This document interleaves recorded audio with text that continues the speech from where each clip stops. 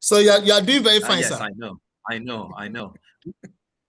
Uh, thank you so much. Yes, sir. Good to meet you. Yeah. Likewise. Thank you.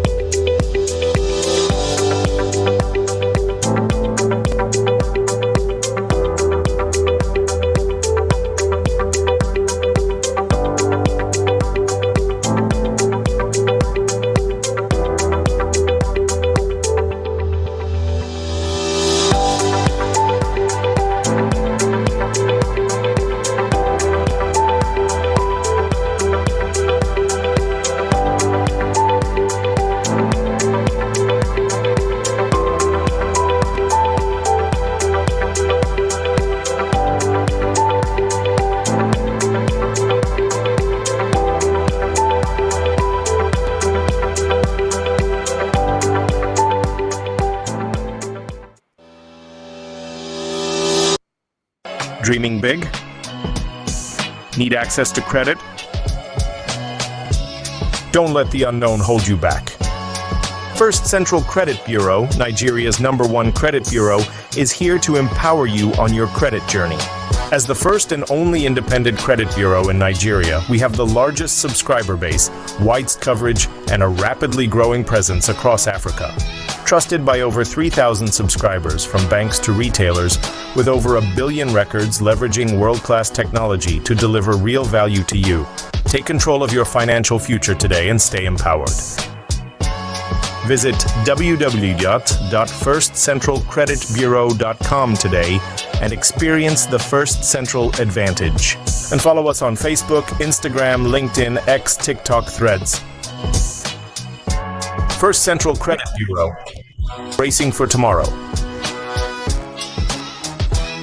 Dreaming big? Need access to credit? Don't let the unknown hold you back. First Central Credit Bureau, Nigeria's #1 credit bureau, is here to empower you on your credit journey. As the first and only independent credit bureau in Nigeria, we have the largest subscriber base, wide coverage, and a rapidly growing presence across Africa. Trusted by over 3,000 subscribers from banks to retailers, with over 1 billion records leveraging world-class technology to deliver real value to you. Take control of your financial future today and stay empowered. Visit www.firstcentralcreditbureau.com today and experience the First Central advantage. And follow us on Facebook, Instagram, LinkedIn, X, TikTok, Threads.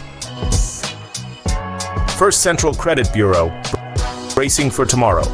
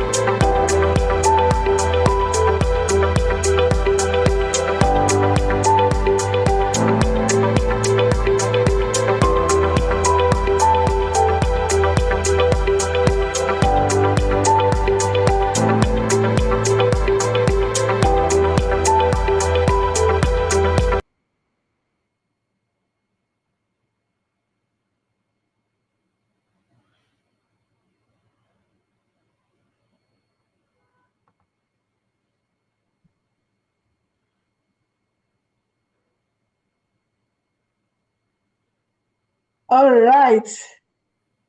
Good morning to all our distinguished participants. I hope we're all doing great. Good to have you all participate in our first webinar for the year 2025. I hope we're all doing great. Please, if you can hear me, can you just confirm that from the chat box? Can you just confirm that? If you can hear me. Good morning. Yes, I can hear you. Oh, wow. Thank you so much, sir. Thank you, sir. Good to see you, sir. Thank you. Thank you so much. I'm super excited to welcome you all to this amazing webinar today, which promises to bring a turning point to you and your business outlook, irrespective of what you are doing for a living. My name is Mary Ohaleto Woma, and this program is brought to you by First Central Credit Bureau, yours truly, first licensed and independent, reliable credit bureau in Nigeria. So I welcome you once again to Credit Bureau 7.0, themed Exploring Credit Opportunities and Boosting Financial Literacy in a Challenging Economy. I take the theme again, exploring credit opportunity and boosting financial literacy in a challenging economy like ours now. Okay, let me just set a little background to why we are considering this topic today. From where we sit as Credit Bureau, we have come across a lot of individuals, businesses with fantastic business ideas, but no capitals to fund those ideas, no collateral, no financial knowledge on already existing or available sources of funds, or aware of opportunities out there. We have also seen a lot of lending institutions complaining of low patronage, especially this difficult time, from prospective borrowers. So the question we are trying to address here today is, what are the barriers between lenders and borrowers? The barriers between lenders and borrowers, and how do we close the gap, especially in this present challenging economy? If you may ask me, it's not just in Nigeria. People in diaspora also are facing their own troubles. So I'm super excited about today's event because of the wealth of experience of our facilitators who will be doing justice to this topic today.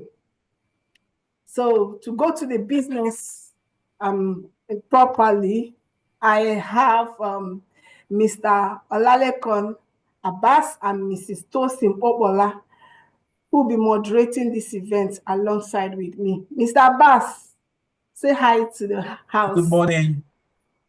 Thank you. Thank you very much. Thank you.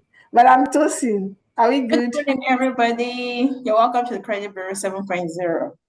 Thank you so much. Thank you so much. So, ladies and gentlemen, could you please help me welcome yourselves? I just want to see the comments on the welcoming yourself at the chat box, because you are the reason why we are here. Without you, we will not have any market. So thank you so much for joining us in today's event. Please note that this program is being recorded and will be shared with all registered participants. And it's also streamed live on all our different social media platforms. So kindly drop all your questions on the Q&A box. They will all be attended to towards the end of this event. Also feel free to make comments on the chat box. Ladies and gentlemen, it's also my pleasure to announce to you that our webinar today, in fact, not just our webinar, all our webinars are always packaged with Learn and Win section. Learn and Win section. Those that are family, those have always the regular people that usually join us are aware of this. So Learn and Win section is where people will be going home with tangible gift of shopping vouchers worth up to 50,000 naira each by just answering questions correctly on this event. So just listen attentively, follow all instructions, listen to all speakers so that you'll be able to respond to questions, because those questions will be gotten from some of the comments made by the speakers. So right now, let's listen to the recorded profile of the speakers of the first section. Thank you.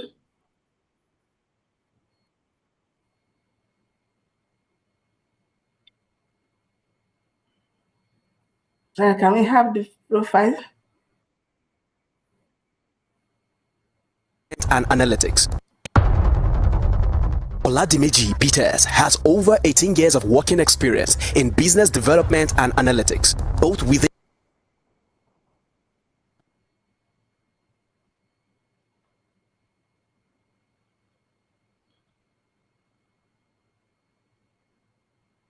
and outside Nigeria. He is a graduate of economics and holds an MBA from the Durham University, England. He also holds an honorary doctorate degree in banking and finance management from the European American University. He is a professional and associate member of various institutions, which include Nigerian Institute of Management, NIM, Chartered Institute of Stockbrokers, CIS, Microsoft Corporation, Chartered Institute of Administration, and Fraud Examiner, CIA, amongst others. He's a writer and has written so many columns in the national dailies. He's also a public speaker and has featured in many events, local and internationally. He has functioned as Chairman Credit Bureau Association of Nigeria, CBAN. In many occasions, his immense contribution has positioned the credit bureau industry as a vital pillar for financial industry in Nigeria to achieve stability. And now, with a round of applause, please welcome Oladimeji Peters to the Credit Bureau 7.0. Beni Adelikan, a seasoned business leader with over 25 years of experience in finance and management across Nigeria and the UK. His career spans multinational investment banking in NM Rothschild & Co., Financial Regulations and Financial Services Authority, FSA, and various financial institutions like CITI Trust Merchant Bank and Union Merchant Bank. Currently, he leads Trafalgar, a fintech and business support company specializing in customer finance and business process outsourcing. Adelikan champions the money lending industry as a chairman of the Money Lenders Association and promotes foreign direct investment as an associate partner of Dudu Consulting. He is also a strong advocate for the financial inclusion, having served the president of MPAC, Mobile Payment Agency Network. His commitment to the community development is evident through his involvement with the Life Changers Foundation, Enterprise Empowerment and Training Unit, EETU, and the Nigeria-Malaysia Business Council. Adelikan holds an MBA from the South Bank University and a degree from the University of East London. And now, with a round of applause, please welcome Beni Adelikan to the Credit Bureau 7.0. All right, thank you so much. Let's welcome the MD of First Central Credit Bureau and the host of this event in the person of Mr. DG Peters. MD, over to you. Thank you very much, Mary. Thank you so much. Thank you once again for joining. I want to say a very big thank you to all of the speakers, and the keynote speaker. I want to say a big thank you to Mr. Beni Adelikan for joining. I'd like to also say a big thank you to Mr. Bankole. For every time we call, he would always answer. They've always been helpful in every way. And I would also like to say a big thank you. But before I go on, a big thank you to all the attendees. I mean, to be here to ensure that, you join this is something we don't take for granted. And we appreciate your contributions and, your commitment over the years. I would say, just a minute, I'm trying to see if I can see. Right. Thank you. I would also say a big thank you to Mr. Damilola, Owe, and then a big thank you once again to the team at First Central, everyone, Madam Mary, Mr. Bass, Kemi, and everyone. I think I'm missing one person I haven't exactly mentioned, Mr. Olusegun Oladiko, a big thank you once again to you. We don't take your commitment and your contribution for granted. This event would give us an opportunity to draw from rich experience of some of the speakers, the keynote speaker, and to be able to learn from the things they have been able to apply at the practical capacity, and to also draw from the wealth of their own experience. It is important to say at this point that no nation, no individual can exist without some form of exchange. In fact, the underlying basis of development in economics is that there must be some form of exchange in one form or the other. And, there must be supporting systems. The speakers here have managed supporting systems. They have managed exchange process, whether it has to do with creditism or crediting, saving from one person and crediting the same to another person. They have a powerful, amazing amount of experience in such exchange and in such engagement. So I think this will also present us with a fabulous opportunity to learn from some of the best minds and some of the masterminds within the sector. Thank you once again, Mary.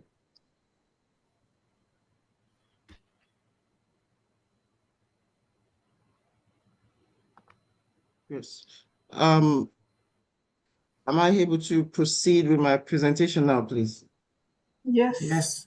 Thank you. Thank you very much. So one of the things we try to do at the very first stage is to understand the credit scores, what creditism or credit is even about. I mean, we do this every time we talk about it. We run the processes, but what are the impacts on the financial opportunities? And when we say opportunities, we're not speaking of opportunity just in the real sense or in the real terms. We're speaking of the opportunities that are already forgone in the past, and more importantly, the opportunities that we ought to take ahead in the future. You would see sometimes last year there was a lot of contention around in the world, most especially in the US, around people talking old people who had retired and they had access to their pensions. These were Harvard graduates in some cases. These were people that are powerful in society, wealthy. But at some point or the other, they reached the point where they retired and they are unable to keep up with their lifestyle or their way of life financially. In other words, they left a system of a working and salary, and now they have to retire permanently or solely on pension. And soon enough, they realize that the pension is unable to sustain their way of life. So what they then start seeing is that they have a free fall in their financials. Everything seems to be a little bit less. And so at that point, they realize that they've been unable to plan ahead for their future. And they've committed so much into thinking about their own financial choices in present terms and not necessarily prospectively. So understanding credit score today as a first stage makes an attempt to understand that the pivotal role in determining your ability to secure loan and to significantly influence your financial decision, especially in a challenging economy, is not just in present terms, but also in future terms. The connectors between credits and financial decisions are to understand that the past decisions you've made or that the things that you've been able to secure as loans in the past would altogether affect an institution's ability to give you loan today and perhaps your ability to also secure loan extensively in the future. Nobody wants to be in an old age and they're unable to secure loans, especially when they need it. So one of the key aims of this program is to enhance financial literacy of credit bureau by boosting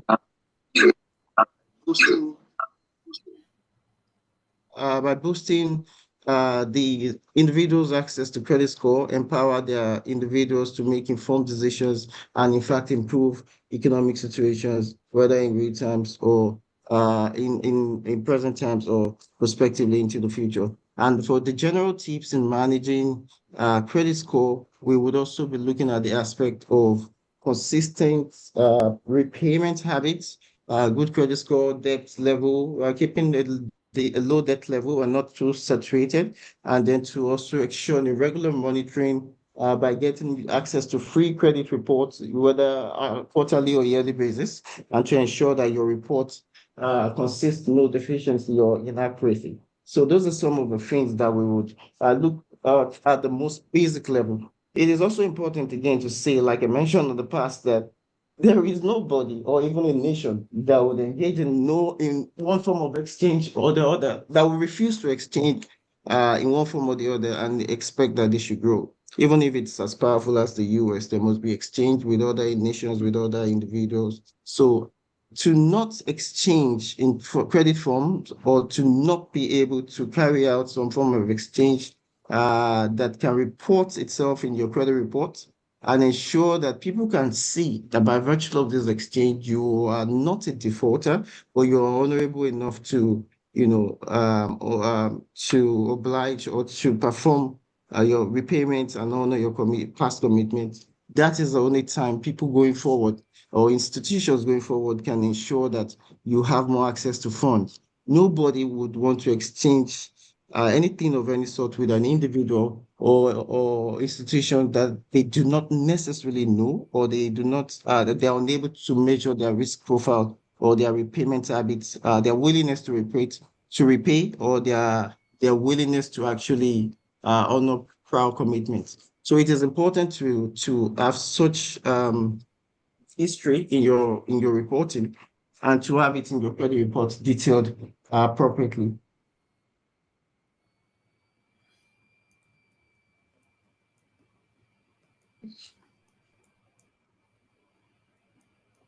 So at the most rudimentary level, we're also looking at how credit score affects your loan approval, and a solid understanding of your credit score impacts loan approval is also crucial for navigating the lending landscape.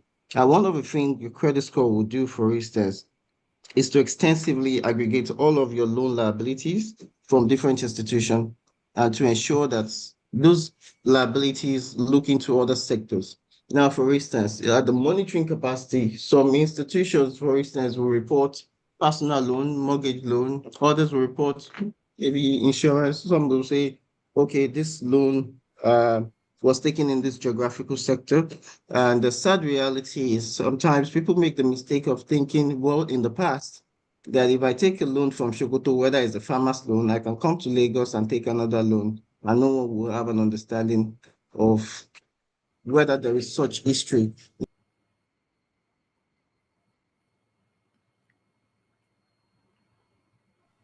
Beg your pardon. And so it's important to know that the aggregates of all of this all of the loans reported in the credit report is not just from one sector or from one geographical location, but it targets way past across many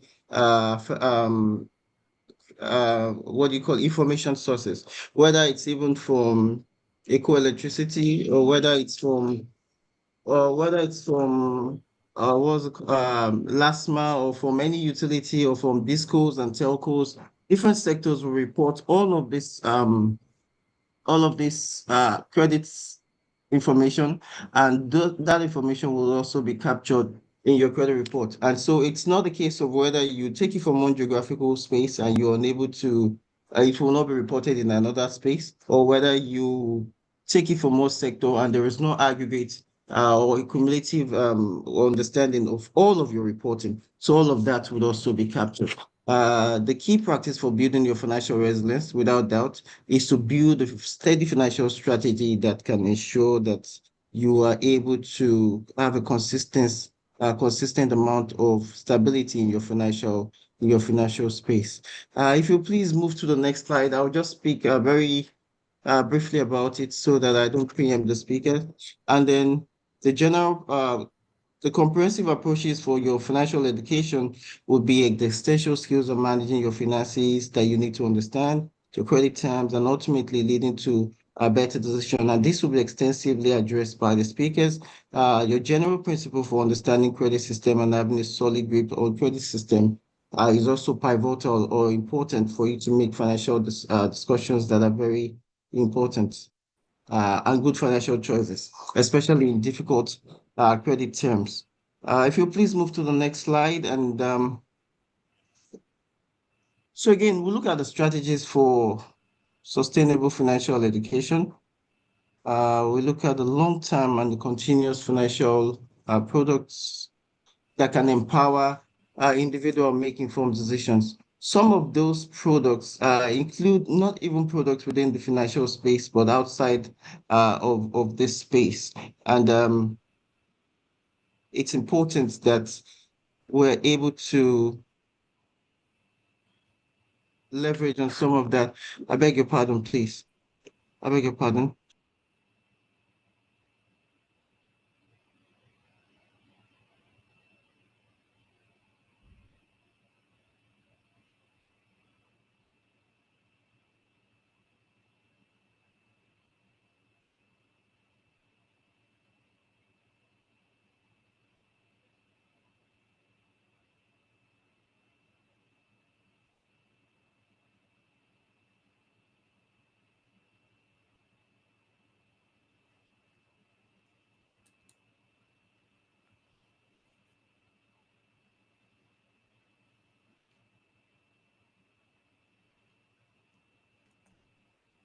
Right. And some of this will, apologies again, and some of this will be addressed by the speakers. Now, foundational elements for understanding or for financial literacy or for financial knowledge include such things as a basic financing, such as budgeting, credit utilization, and essential things that are necessary for achieving stability in economic climate. One of the things about finances also is that, like in the individual cases where people do not budget for the future, or they do not think ahead of what could happen should they, be engaged in a situation that includes a job loss, or they are now old and vulnerable, they don't have the energy to work. How are they going to sustain themselves?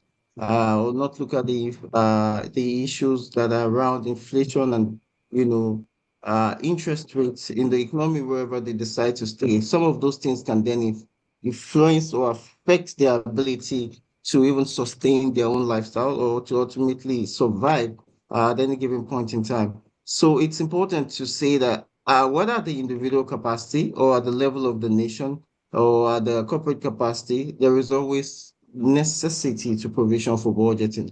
Such budgeting may include, but not limited to, issues of, okay, how much am I allowed to spend within this rate, within this time? What do I expend? How do I schedule it in a way that I don't push the limits? How, for instance, do I ensure that I can dilute my spending option? Even if I have the cash to spend, perhaps I don't necessarily have to spend it.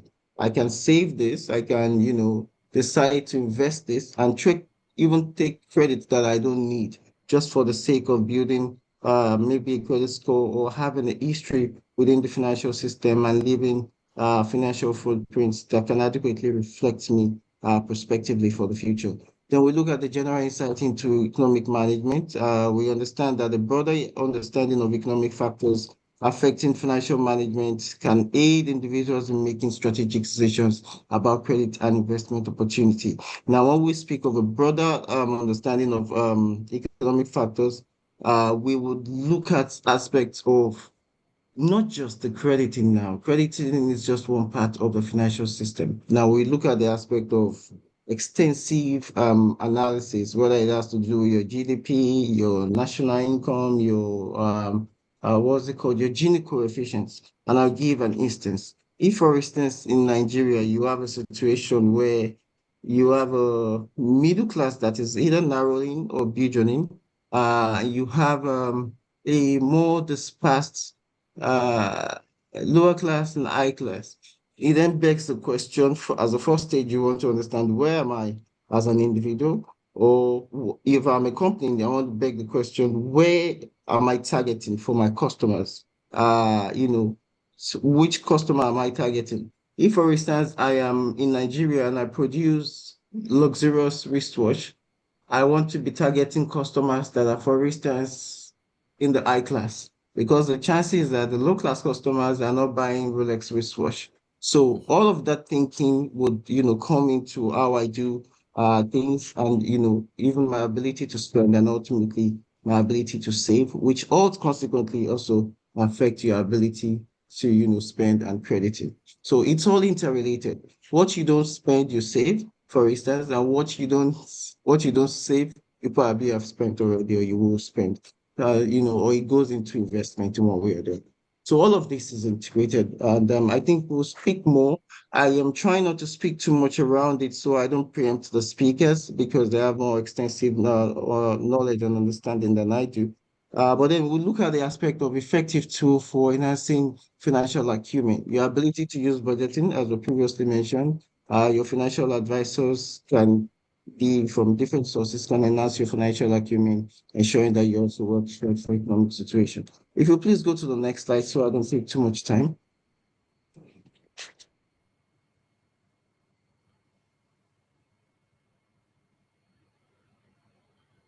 Right. So I'm just going to speak around this. I think we've addressed some of this in previous slides.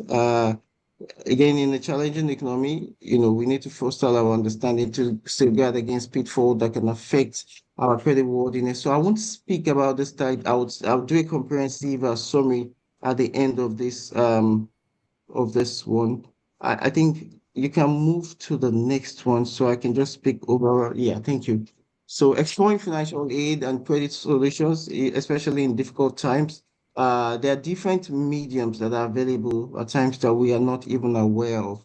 At times it is either there's a student loan going on with NEFON somewhere, people are not aware of it. There's a farmer's loan, there's a natural loan somewhere, people are not aware of it. So our ability to stay informed and get insight from the environment that we are in over and beyond the borders, and even extensively, even onto the other nations where there are things that may affect our life positively, financially, and credit in terms that we are not available, that we do not know of, is also important. We at First Central, for instance, are trying to do something on Transparency and Literacy International, where companies all over the world are able to list what the offers are. And for instance, in the leasing space, they're able to tell us these are the things that they're doing at this rate, and our customers and stakeholders are able to tap into such benefit. So all of this also extensively affect our ability to not only be a contributing member of society, but also grow our own individual capacity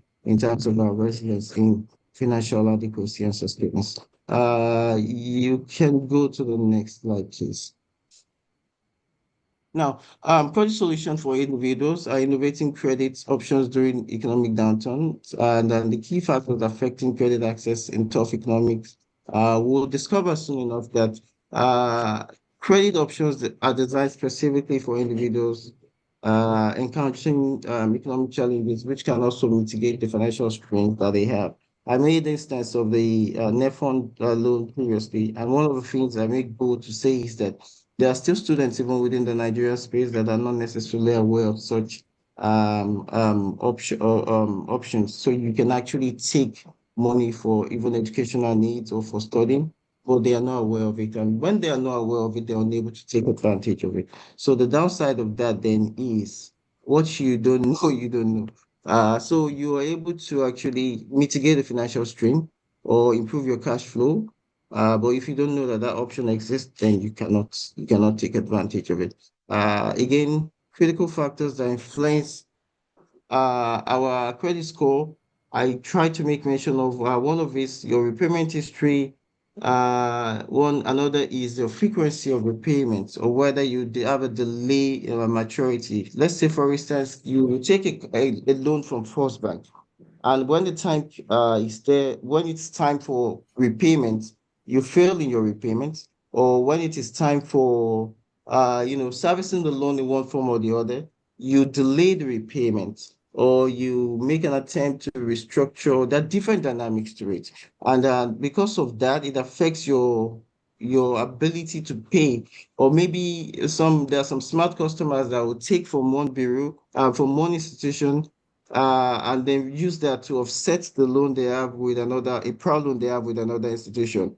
One of that too can be challenging in the sense of that is more like taking a loan to service a loan. The challenge with that is you already have an existing loan that you're servicing, probably at a low interest rate. Now you are taking another loan to service the previous loan, probably at a higher interest rate. In other words, you're not really servicing the loan. You're only extending your repayment time with exotic options or with varied options, and you're also extending how do I call it, the amount of repayments. So how then do we see to it that we're able to negotiate or even navigate our financial inadequacies? There are many options in the economy, and I'm sure some of the speakers will touch on it. There are options for loan restructuring. There is also even option for, for how do I call it?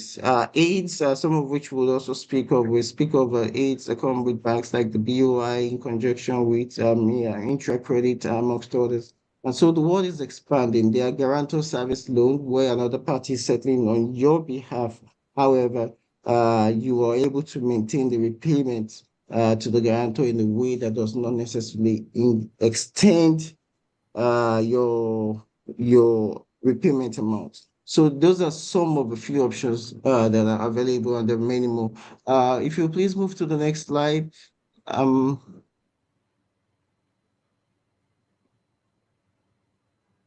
Started. I think you should be rounding off time. But Yeah, no, I think I spoke even about it. So we have assistance from government program again. There are many of them that I've mentioned, but a few, the NASA, the ones that are, you have the Islamic financing amongst others, you have the student loan, for instance, is also government aid, and we're currently moving into the era of the credit cards, extensive financing and mortgaging that is also currently being administered by the current presidency. So the application for that mostly is also digital in some ways, but I'm sure when we develop our program on the Transparency International, you will get more insight on financial literacy, and you would also be able to evaluate some of the options that may be best suited for you. Thank you very much, Mary. Thank you so much, sir. Thank you so much, sir. I think I listened well to you, and there's some things you highlighted that is so interesting.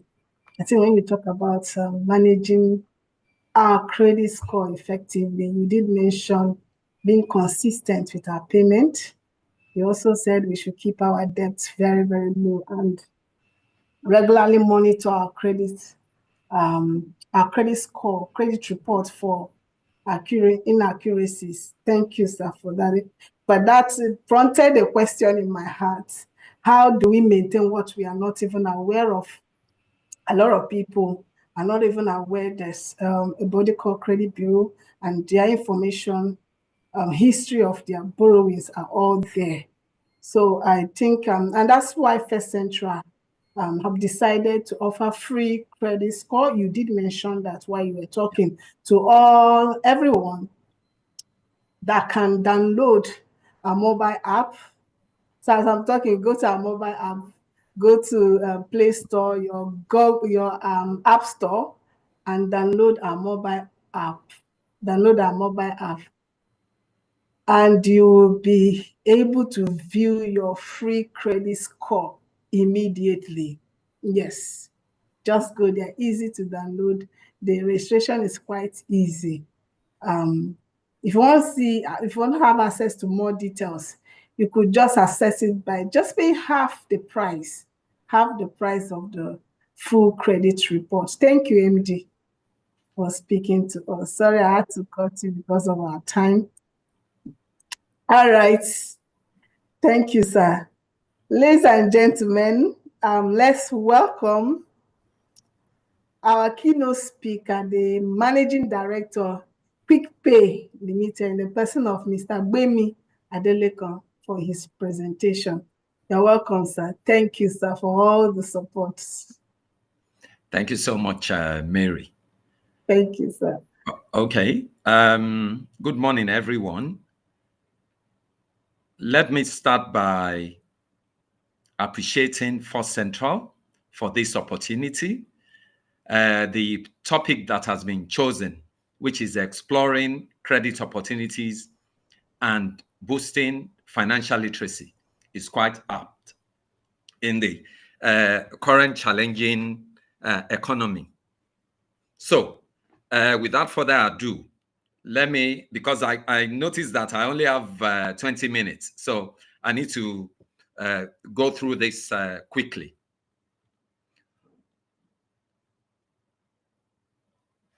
Okay. You can share your is my slide up? Okay, I should share it. If I will do that, Shabi. Okay. I thought you wanted to present yourself. You wanted to share it yourself. Let me just. Okay, I've done it already. I can.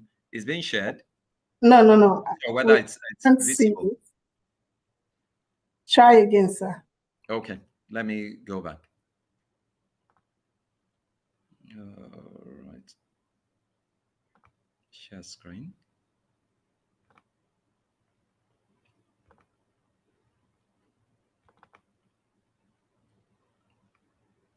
Sorry, in a minute. It was up from my side. I thought you could see it as well. Okay. All right.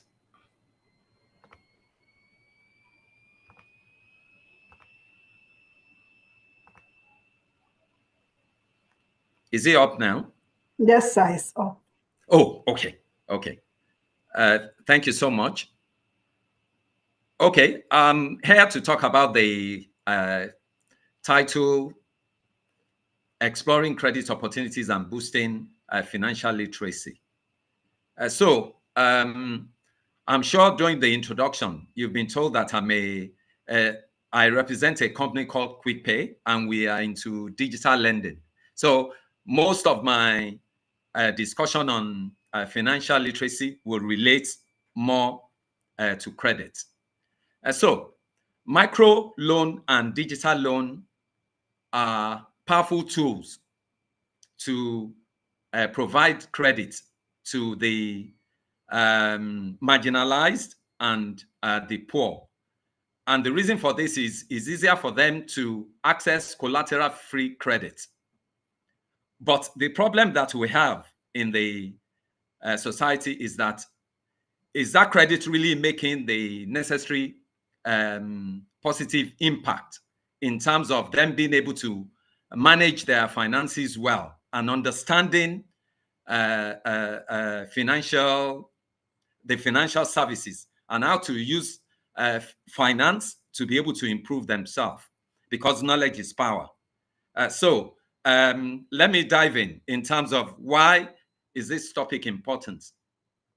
The financial landscape in Nigeria is evolving rapidly. Many Nigerians lack financial knowledge affecting economic growth. So my presentation this morning will relate to the state of financial literacy in Nigeria, the impact of financial literacy on credit access, and solutions and initiatives to improve financial literacy in a challenging economy. As I said, financial literacy is not widely, we only have less than 40% of Nigerians that are financially literate, according to CBN. That is, we are saying, even if I'm using 200 million as our population, we're saying like 120 million people are, even though they've got access to financial services, but at the end of the day, they don't really, it's not having the maximum impact that financial services needs to have on people to be able to improve their livelihood and well-being. We know that we have 40 million Nigerians that are financially excluded. They don't have access at all to the formal banking services. And that's why financial literacy is especially very low in rural areas and among youth and women, I must say. So what's the reason for this? Why does it really matter in terms of financial literacy?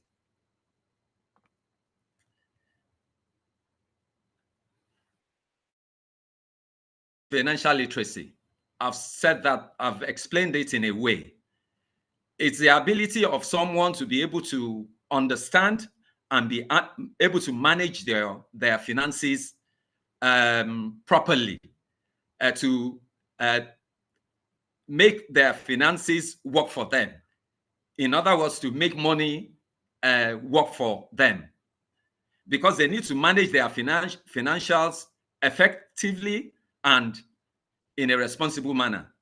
They need to understand a lot of the financial concepts to be able to improve their well-being. Why it matters to the client, it's important because we all need to meet our financial goals. For example, you are setting up a business. You need to understand budgeting. You need to understand income and expenses. You need to understand you being able to income and expenses. You need to understand break-even points for you in terms of your profit and in terms of you being able to invest your profit back to the business. So financial literacy is very, very important for the economic growth of the country. When you are financially literate, you'll be able to handle emergencies well, uncertainties in terms of, let's say, income shock, in terms of emergencies, expenses, hospital bills, your hospital bills. You've got some things to pay. You want to pay your rent. The landlord may have increased the rent. You've been planning, you've been saving for this, which is part of financial literacy. Because the component of financial literacy is one of the major area of financial literacy is investment. So it matters because it will help you to take a better financial decision. And this is major for digital lenders like us to be able to avoid indebtedness and debt trap. That situation is getting out of hand, and I'll explain that in terms of how it affects the youth and the Gen Zs more like. So financial literacy is so important for the economy. For a company like us, for digital lenders, for the financial sector, if our customers are literate, they take informed decisions, they understand terms and conditions better. In terms of our NPL, non-performing loan, a lot of them will be able to meet their obligations and will be able to have more money to give other people. We are able to improve our profitability in terms of efficiency as well. So financial literacy is so critical for our economic survival in the country. For the government, economic growth, it will help to reduce poverty because people understand how to use financial services. They understand how to save.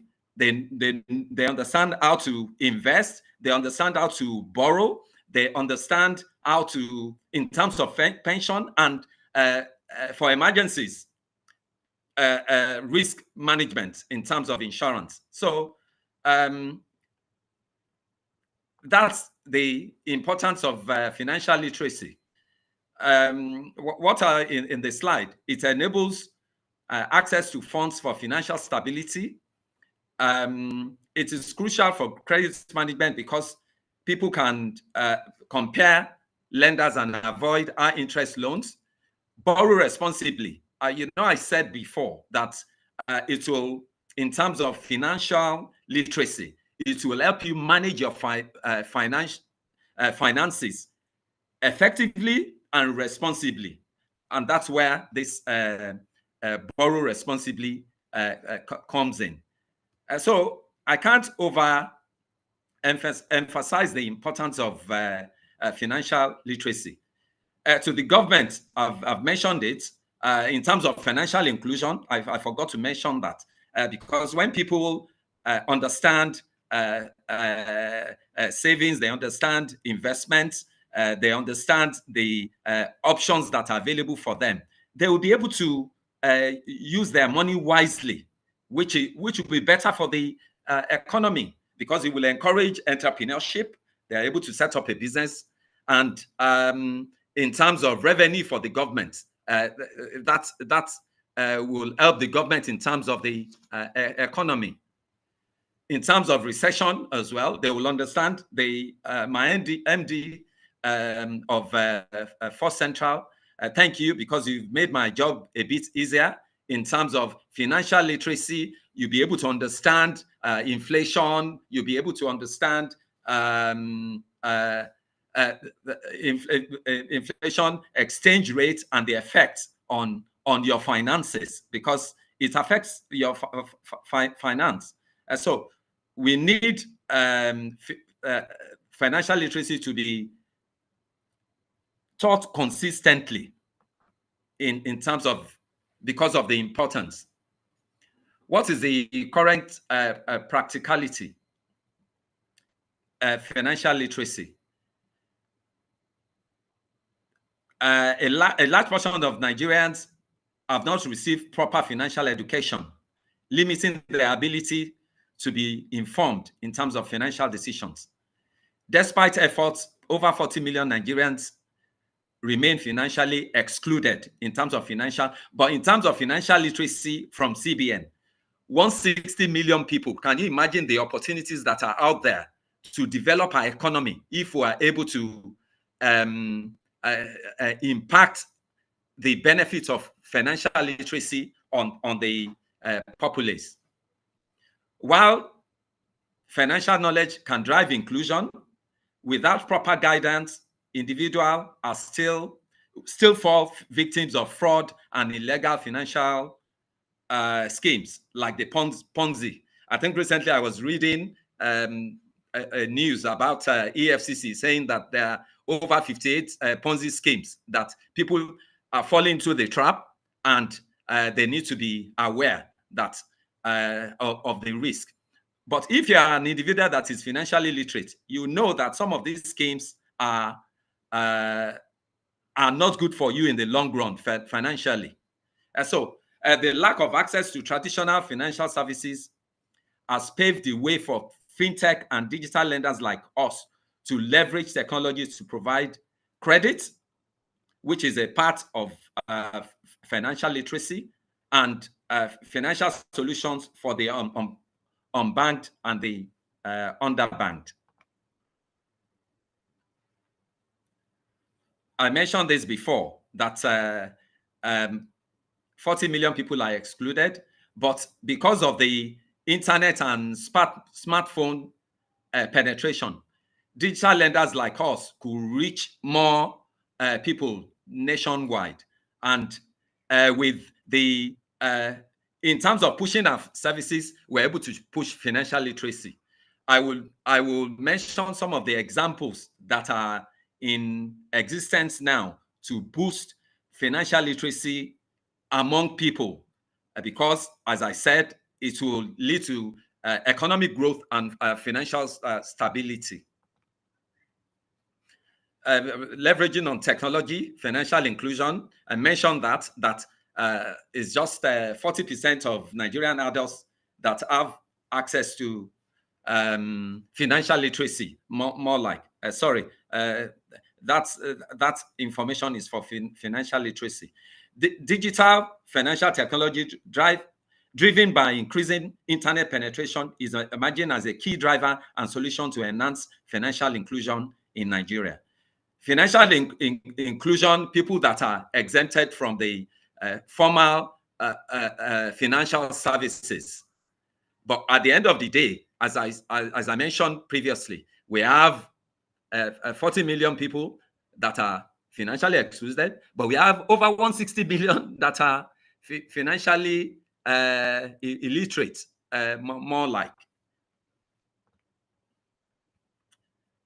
Okay, technology, I've mentioned that technologies like mobile money, agent banking, biometric identification, digital lending platform, USSD banking are mediums of financial accessibility. Basically because everyone has access, a lot of people have access to phones now. So they can access our service, but while accessing that service, we're able to educate them about financial literacy.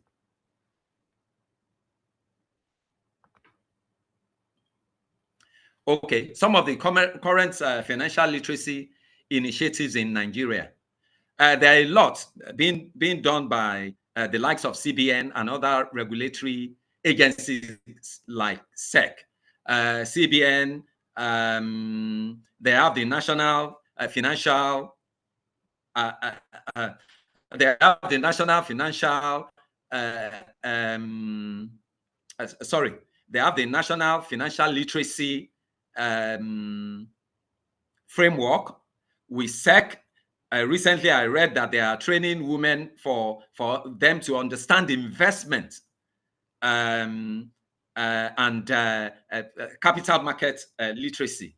I think what they said was that hashtag investment Nigeria.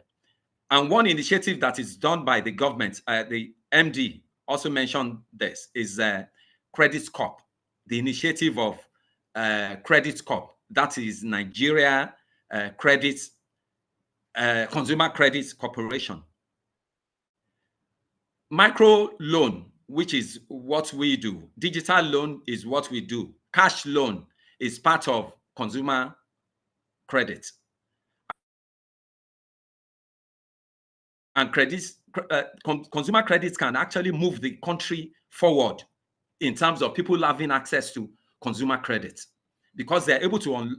So the Credit Corp was set up to unlock customer credit, and what their target is to have 50% of the working population having access to consumer credit in year 2030.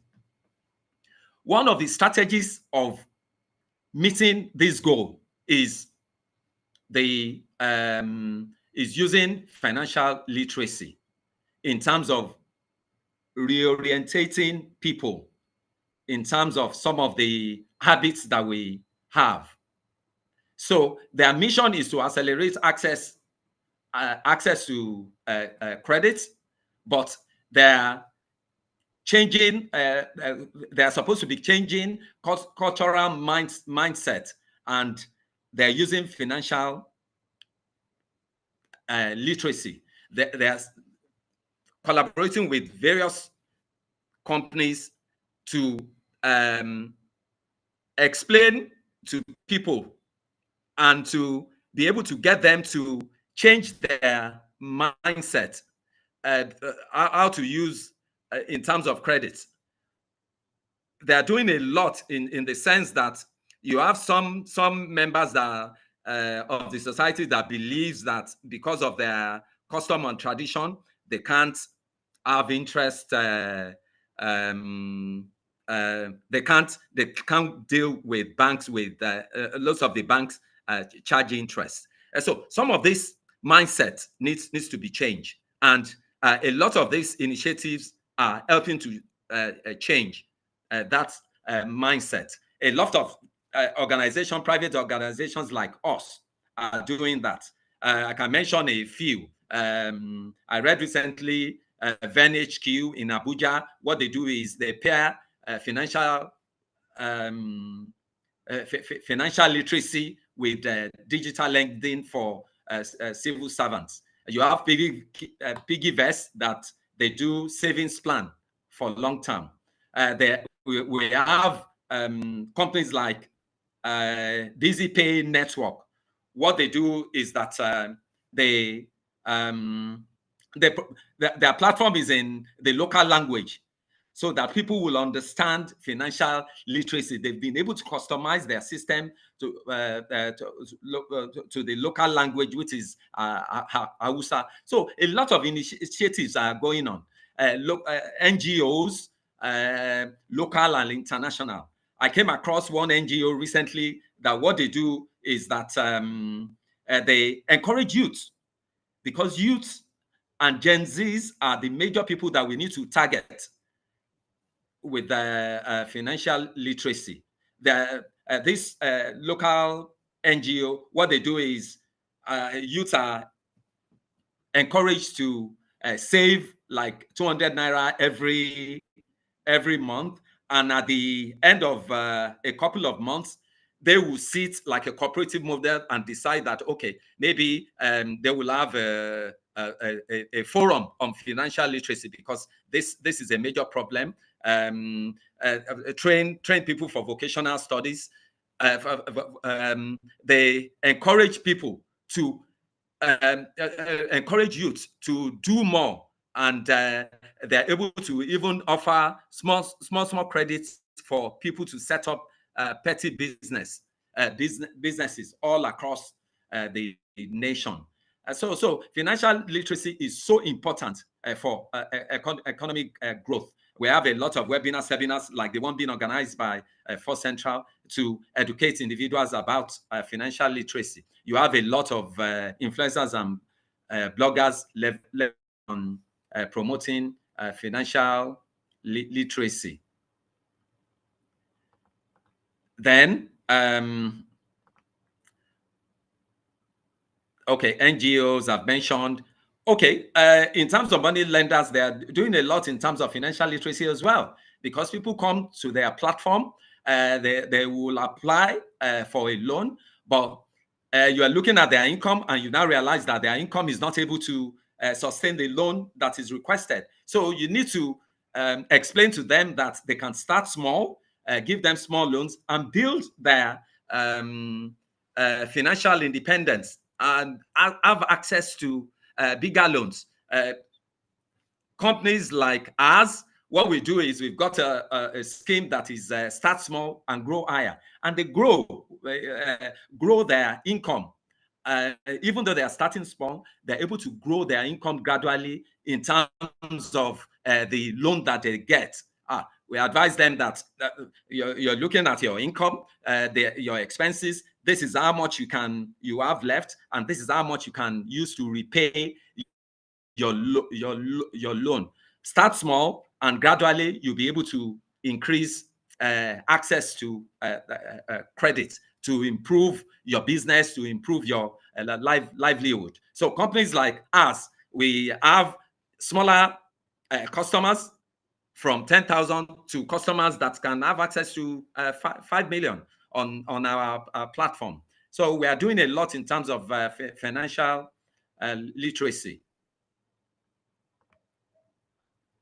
Oh, one major aspect of financial literacy that we need to inculcate in our system is to teach financial literacy from school.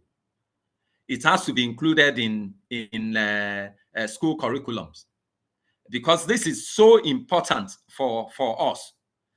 It will encourage the young ones to understand how to use financial services in terms of investments, in terms of saving, that you can start small.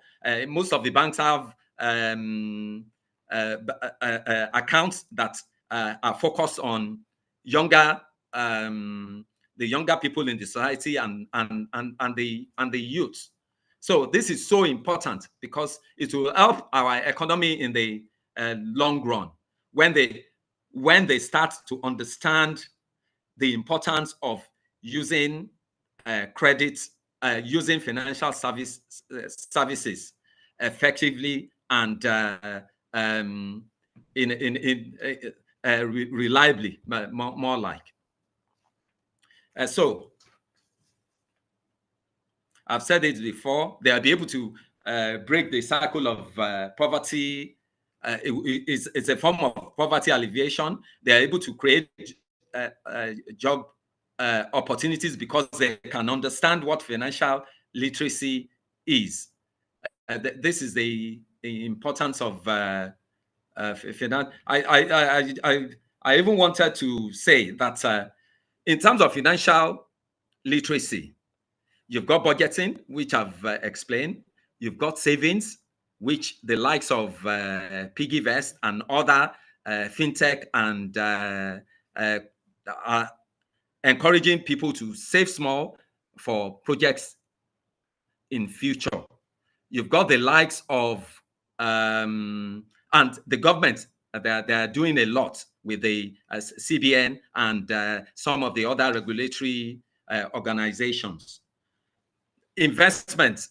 Recently I was talking to some youths at an event, and they were saying that, you know, this jackpot syndrome, saying that Nigeria, and I said, okay, Nigeria, what's your problem? They said they've got businesses and they've got small businesses, but to have access to capital. And I'm saying, yes, but a lot of companies can give you. It says, no, not that type of money. And I said, okay, even if I give you a large amount, what will you do in terms of, I give you, okay, you have access to, how much are you looking for? You are looking for 20 million. Yes. What will you do with the money? You know what the young guy said, Gen Z? He said he will invest it into crypto. And I'm like, crypto? I know that crypto is, yes, it goes up and down, but the volatility of crypto. So you don't even understand that you need to, rather than put all your eggs in one basket, you need to diversify your portfolio. And I said the same thing to another at a different event as well. And he gave me exactly the same answer, crypto. So this financial literacy is real, because how can you you're getting 50 million and you're putting yes, I know crypto it goes up and sometimes it goes down, but the volatility alone. So you don't understand that, okay, you need to diversify your investment in terms of bonds, maybe in stock, or put some in real estate. And so this financial literacy issue is real, I must say. I explained before, informed decision making, empower SME. We do a lot of that. Nano, macro. The nano ones, digital lenders, they, as I mentioned before, they come from loans from some digital lenders, they do from 5,000 to millions. But you start small and you are able to grow. Encourages job creation, because entrepreneurs will, because you understand financial literacy, you'll be able to, you may be able to set up your own business, you'll be able to employ more people, and at the end of the day, it will boost the economy. Okay, poverty alleviation, excuse me, sorry, I think I jumped.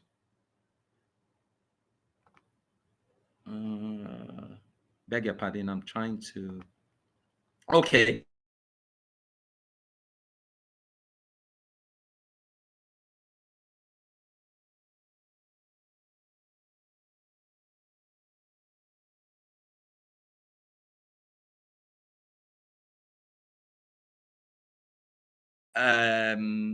Credit, they can have access to insurance on their phone, micro insurance, without even having access to the formal banking system. So financial literacy is doing a lot in terms of financial inclusion. So I want to mention a bit in terms of money lenders, licensed money lenders, which is one of. We are actually regulated by the states and FCCPC, and we leverage on technology to facilitate quick and emergency credit to customers. This is so important because if you are not aware that an emergency situation has come up and you've got income, but your income is coming at the end of the month, you don't know what to do. It will be stressful for you. But when you understand financial literacy, you are aware of what is happening in the financial economy, you will understand that there are digital lenders, there are ways that you can go online to apply for loans. So we are playing a critical role in driving economic development with consumer finance. And as I said, we play a lot in the informal and formal sector of the economy with our support for nano, micro, small, and medium enterprises. I think I have 20 minutes. So how am I doing for time? You have Madam Mary. exhausted your time. Sorry? You've exhausted your time. You have a grace period of 3 minutes. Oh, 3 minutes. Okay, let me just go over. Yes, because of the opportunities that are available in the economy, a lot of digital money lenders are spreading up. From 2022, we had only 94. Now you have 374 because of the opportunities that are in the country. So let me just, okay. Some of the financial literacy program that we do for our customers, because of a lot of these unethical lenders online. What we tell them to do is some of the red flag when you are applying on a loan, on where you are applying for a loan on the platform. You need to watch out for anyone asking you for security deposits. You need to go on the FCCPC site because you'll be able to reduce a lot of stress for yourself because of these unethical practices and the way some of these people collect their money. So financial literacy is so important. Let me go. I've mentioned in terms of how we support SMEs. The future of financial literacy and credit access. The more investment in financial education, it has to be a consistent and a collective effort of everybody. Even parents, they need to teach their children about money matters and financial, and that is part of financial literacy. Stronger government regulations, innovation as well. We're able to reach the unbanked, and I'm sure in the next couple of years, the unbanked figures will even come down from the 40 million that we have now. So I'm rounding up quickly. Okay, my conclusion, financial literacy is key to economic growth. Financial literacy is not only beneficial for individuals, but financial institutions and the society, because it will help you to improve your livelihood, well-being, and social inclusion. Government regulation is needed to protect borrowers and lenders. Yes, you have that's a critical thing for a digital lender. You have a lot of borrowers that are complaining, but you have a lot of people coming on the platform. Averagely, especially youth, they have 3 or 4 overdues they've got and that will affect their abilities to get support from the financial services in future. So financial literacy is critical to the survival of our financial economy and the economy as a whole, because it's a vital skill for the 21st century, and it's not something that you can, it's not an overnight thing. It has to be a comprehensive empowerment program by various bodies, because financial literacy is a catalyst to economic revitalization in terms of the issues that we have in the country. And we need more financially savvy populace that can adjust to changes in the economy and deal with uncertainty, making Nigeria a stronger and more vibrant nation. Thank you so much. Thank you too, sir. Thank you so much, sir, for the wonderful presentation. Thank you, sir. In fact, you said a lot of things, but the one that caught my attention is the one you said, need for financial literacy to be integrated into our educational system, such that our youth can learn financial literacy at the early stage of their life. I totally agree with you. That is missing in our dear country. In fact, that's a concept we refer to shift left approach. where these kind of things will be discussed, or we can start teaching our youth and children at early stage. Even as parents, this process can start with us. Every one of us here, including yours faithful, talking, we have to start teaching our children financial literacy, not just spending on them. Thank you so much for highlighting that. For me, that's my takeaway. I enjoyed everything you've said. Thank you, sir. All right, without waiting for that time, we will be going into the second section of the event, and where we'll be having our panelists coming online. Can we, before then, let's play their recorded profile.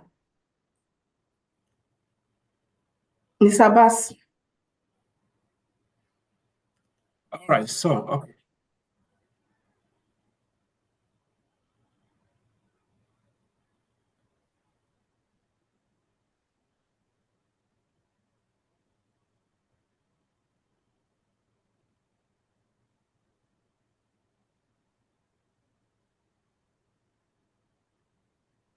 Are you there? Okay, don't worry. Let me do that from my end. Lost track of how many loan facility he has engaged with in the past. He is frustrated. He wished he had access to information about his loan report via SMS with analysis of the impact of non-repayments. On the other hand, here is Kemi, a real estate investor who uses the First Central mobile app. With the First Central mobile app, she tracks her loan, get to know her credit score / report access to F-Alert and more. James and Kemi met. She introduced him to the First Central mobile app. The First Central mobile app solved his problems. He knows how much and how many loan facility he has engaged with in the past. He also has access to other services. Are you having issues like James? If yes, you don't have to worry. First Central mobile app is here to help you out. Go to Play Store / App Store. Download the First Central mobile app and sign up today.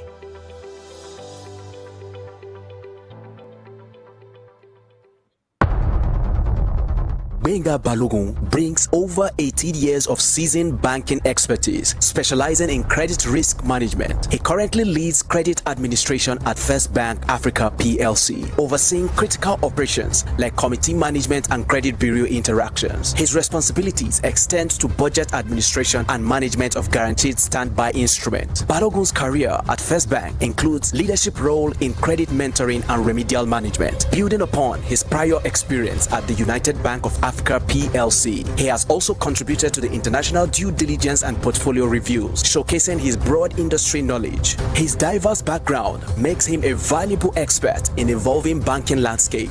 And now, with a round of applause, please welcome Benga Balogun to the Credit Bureau 7.0. Olusegun Ladipo.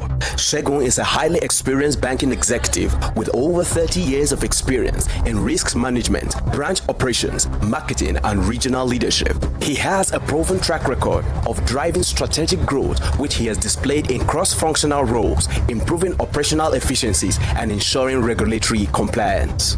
A double master degree holder with an MBA and MSc in agricultural economics, he has very strong analytic mindset and excellent leadership skill. In his current role as a Chief Risk Officer (CRO) at the Unity Bank PLC, he is responsible for the development and implementation of comprehensive risk management strategies to minimize potential risk and ensure regulatory compliance. He is a Chartered Risk Manager (CRM) and member of the Nigerian Institute of Management (MNIM). He is also a member of the prestigious Ikoyi Club 1938. And now, please, with a round of applause, welcome Olusegun Oladipo to the Credit Bureau 7.0. Bankole Adesomi is a highly experienced banking executive with over 25 years of experience in risk management operations, both at the head office and at the branch level. He has a proven track record of driving strategic growth, which he has displayed in cross-functional roles, improving operational efficiencies and ensuring regulatory compliance. He holds a master's degree in economics and business administration. He's also a member of the Institute of Chartered Accountants of Nigeria. He has a very strong analytical mindset and excellent leadership skills. In his current role as the head credit risk management at UBA PLC, he is responsible for the development and implementation of comprehensive credit risk management strategies to minimize potential risk and to ensure regulatory compliance and accuracy of report to all stakeholders. And now, with a round of applause, let's welcome Bankole Adesomi to the Credit Bureau 7.0. Damilola Owoye is a seasoned banking professional with over 20 years of experience, currently serving as Assistant General Manager at the head of Retail Credit, Stanbic IBTC Bank. A fellow of Chartered Institute of Bankers of Nigeria, CIBN, he began his career in 2001, progressing through roles in banking operations, business development, and branch management at the Chartered Bank, Diamond Bank, and FCMB. At Stanbic IBTC, he drives SME, commercial, and digital lending, demonstrating his dynamic leadership and commitment to innovation in retail banking. He's an expert in risk management, implementing enterprise-wide systems and sustainable business practice. Beyond his professional achievement, Damilola is an actively involved member in community and professional organizations. He's an executive member of the CIBN Lagos branch, a member of the Rotary Club of Ikoyi, a member of Lagos Lawn Tennis Club, where he enjoys playing tennis. His extensive experience and dedication to both his profession and community makes him a well-rounded, impactful leader. With a round of applause, please welcome Damilola Owoye to the Credit Bureau 7.0. All right, thank you so much. We welcome all our panelists, Mr. Benga Balogun, Mr. Owoye Damilola, Mr. Olusegun Oladipo, and Mr. Bankole Adesomi. Welcome, sirs. Over to you, our chief panelist. Okay, thank you very much. I believe everyone can hear me. I can hear you, sir. Okay, good afternoon, everyone. I think it's a pleasure being here today. The session has been very, very much exciting and a lot to learn. The wealth of experience in this forum is a guarantee that, yes, everyone has got a lot to learn. So we're going to take some questions out of the presentation of the chief speaker today.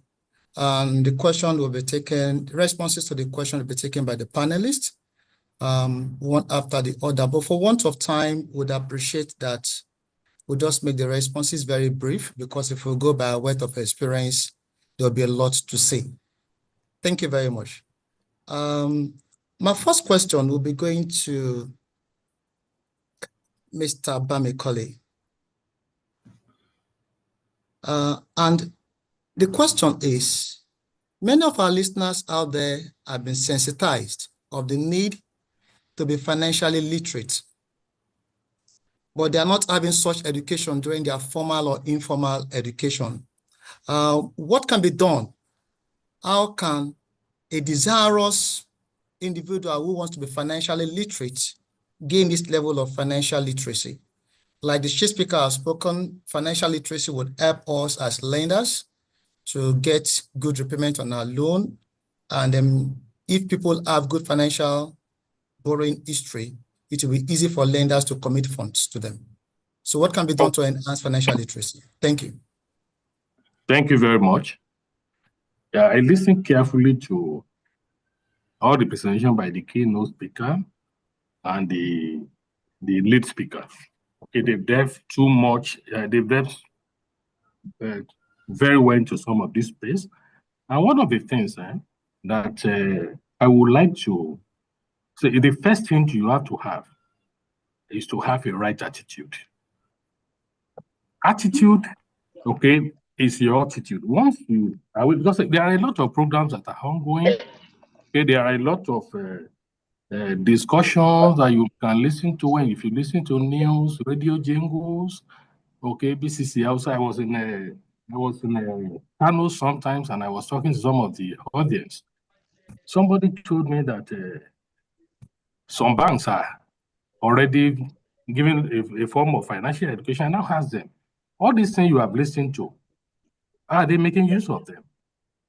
Okay, it is not just, and they even go to the extent of taking it to BCC outside to okay, that some of these financial institutions are available. You can get this power if you do this. Okay, this is how to access funds. This is how to, but they are not. They only merely listened, but they didn't do anything. So the attitude, okay, the attitude you cultivate will determine the attitude you are going to get to. So I would like to enjoy people that if you are not clear about what you need to do, okay, if you are in need, please ask questions.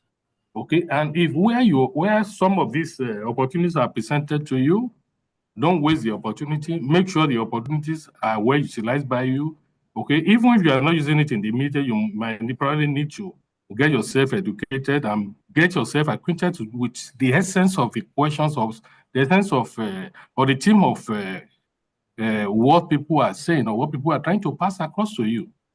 If you ignore them to your own peril. Thank you very much. Thank you very much, Mr. Bamikole. He has made us to know that attitude is very, very important. Once you are desirous to learn, there are a lot of platforms, both online, both community forum, sponsored opportunities by organization, just like the one where we are in now. And I was very happy when Mary said that there will be a lot of motivations for people to participate actively. You can even win up to 50,000. I was thinking maybe I should be a participant. Thank you, Mr. Bamikole. Mr. Damilola, I would want you to please help us to answer this question. In the course of the presentation of the chief speaker and even the MD, Mr. Peters, he has made mention of the fact that credit bureau, credit reporting, and credit history will help banks in terms of giving loan on clean lending basis, unsecured facilities to individuals who are qualified to do so. I would just want to get your insight on the extent to which credit bureau reports has facilitated credit decisions or lending to individuals in the banking space in general. All right, thank you so much. I hope you can hear me clearly. Yes, we can. Okay, yeah. I think, and thank you, I will stand on an existing protocol. It's been a very, very insightful session so far. And just to layer on what the chief speaker has mentioned, the credit bureau has really, really helped, in ensuring that we are able to really conduct a lot of assessments. And it's good for both the lenders and also the borrower. Because when credit scores are available, then the borrower are able to access, even by themselves, looking at what Force Central has done, you are able to access what your score is, and it helps to shape behavior in order to, to keep to certain conduct, ensuring, the timely repayment of loans and good conduct. So I think in that area, it shows that a whole lot of good thing has been done there, and it is helping both the lender, like I said, and also helping even the borrowers to ensure that the behavioral is appropriately, conducted. I think that's what I will say there. Thank you. Thank you, Mr. Bamikole. So, Damilola. Mr. Damilola, I'm sorry. Thank you very much. Thank you, Mr. Damilola. That means that our listeners and everyone here should take their credit history. Very, very important. And the fact that you've not been able to access your credit history does not mean that you don't have one. Once you are borrowing, your credit history exists. Thank you, Mr. Damilola, for that resounding explanation. I want to ask Mr. Olusegun, CRO, to please give us further clarification on how we can navigate challenging economies, especially for emerging business? All right. Good afternoon, everyone. Thanks for having me here, and thank you to everyone, the speakers and the co-panelists. I'll just go very quickly.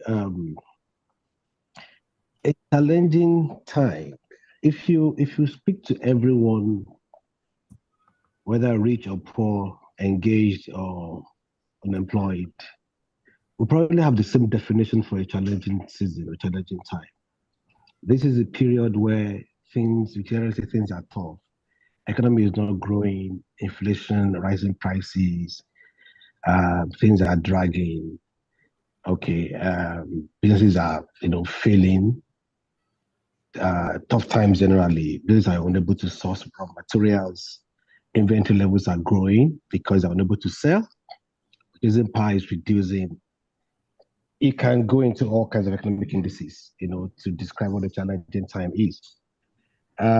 For individuals, how do you navigate? For companies, how do you navigate? There's just a basic rule. During periods like this is the time people need to, leverage what we're talking about here, financial literacy. When you are aware that you're not likely to get lost. Okay, so foundationally, your knowledge of how you manage your finances around this time is very key.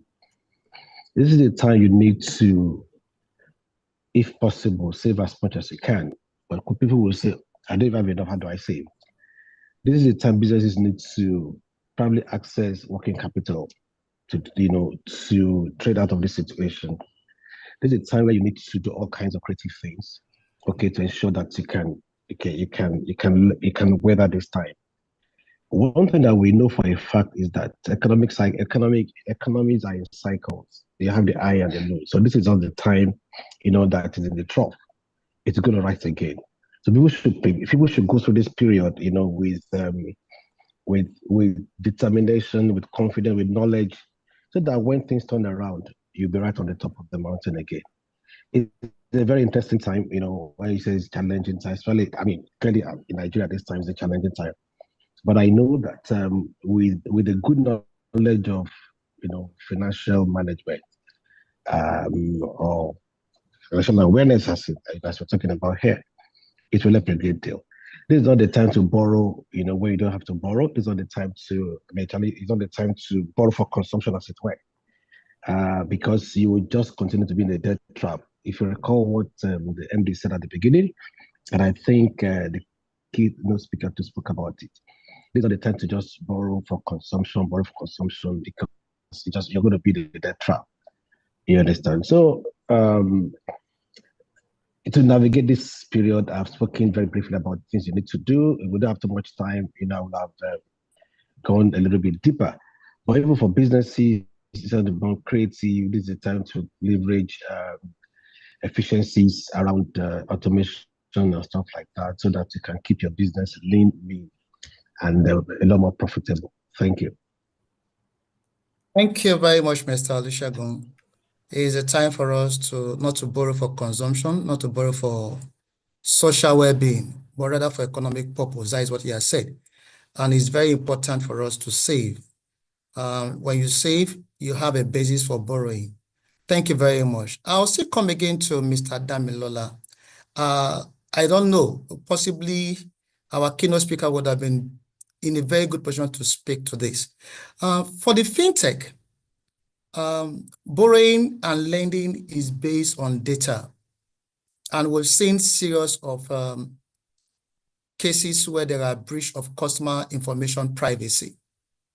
We've seen some fintech where in cost of getting information to lend to customers, or when people default, they give their information out and they try to reach out to other people just to persuade them to pay. To what extent do individuals have the right to their data protection under the fintech lending? Because we're talking about financial literacy. It's part of the literacy that I think our audience needs to know. Thank you so much. for the question. And I think it's also part of what the lead speaker spoke about. I will say data privacy is always a two-way thing because it's not one-sided at all. Unfortunately, many customers most times do not even know when they are signing away their rights, under the data privacy, because you receive a T&C, terms and conditions of maybe a facility or something. But most of the times, people don't read, they don't study, they don't even know what they are signing off. And unfortunately, those data or their information, they are being used in a way that they themselves do not intend them to be used. So these are what we have seen in the industry. The other side of it too still has to do with consumers. And since we're having this session, it is very, very important for our consumers, for the borrowers to be aware that you still have some level of control. Be mindful of who you are giving your devices to, who you are sharing your PIN with, and who you are sharing your password with. I recall a situation in which someone said, "Oh, I did not request it for loan, but I'm being debited loan every month from XYZ." And by the time investigation was done, and also the person cooperated, it was discovered that it was our son that used Mama's phone to go get loan. So there is a kind of bridge there, and it had then come to her for her to be the one to carry the pain of such unintended loan. Then, though it was resolved. So the consumers still have access, to make some reporting to the consumer protection in cases in which your data is being used inappropriately or is being put in social media in places that are not intended for it to be shared. So you can call the party to order. It is within the right of consumers,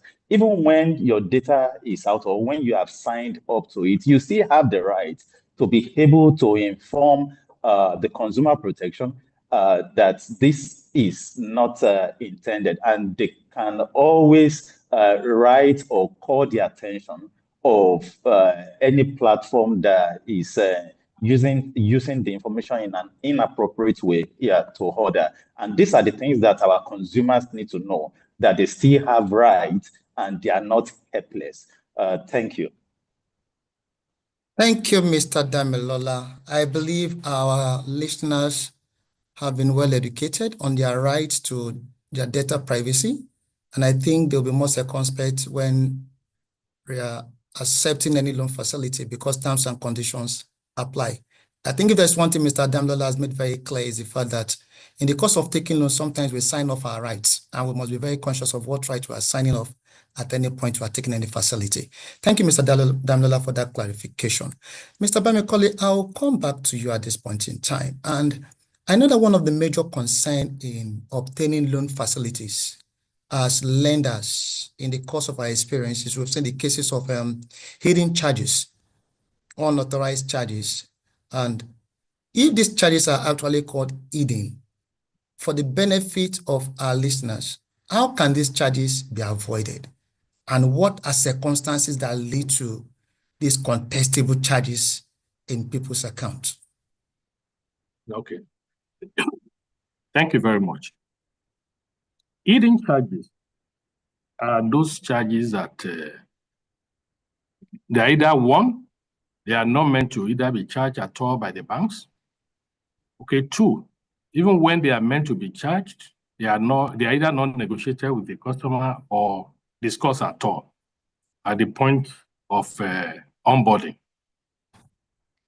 Loan or any transaction, don't let me even limit to loan. If you are entering into any transaction with any financial institution, you should stay informed. You ought to know your right. You ought to know what you will charge. Even if you don't know, you can later find out that you claim your rights. The hidden charges are those charges that are within your loan, within your applications that are not meant to be charged.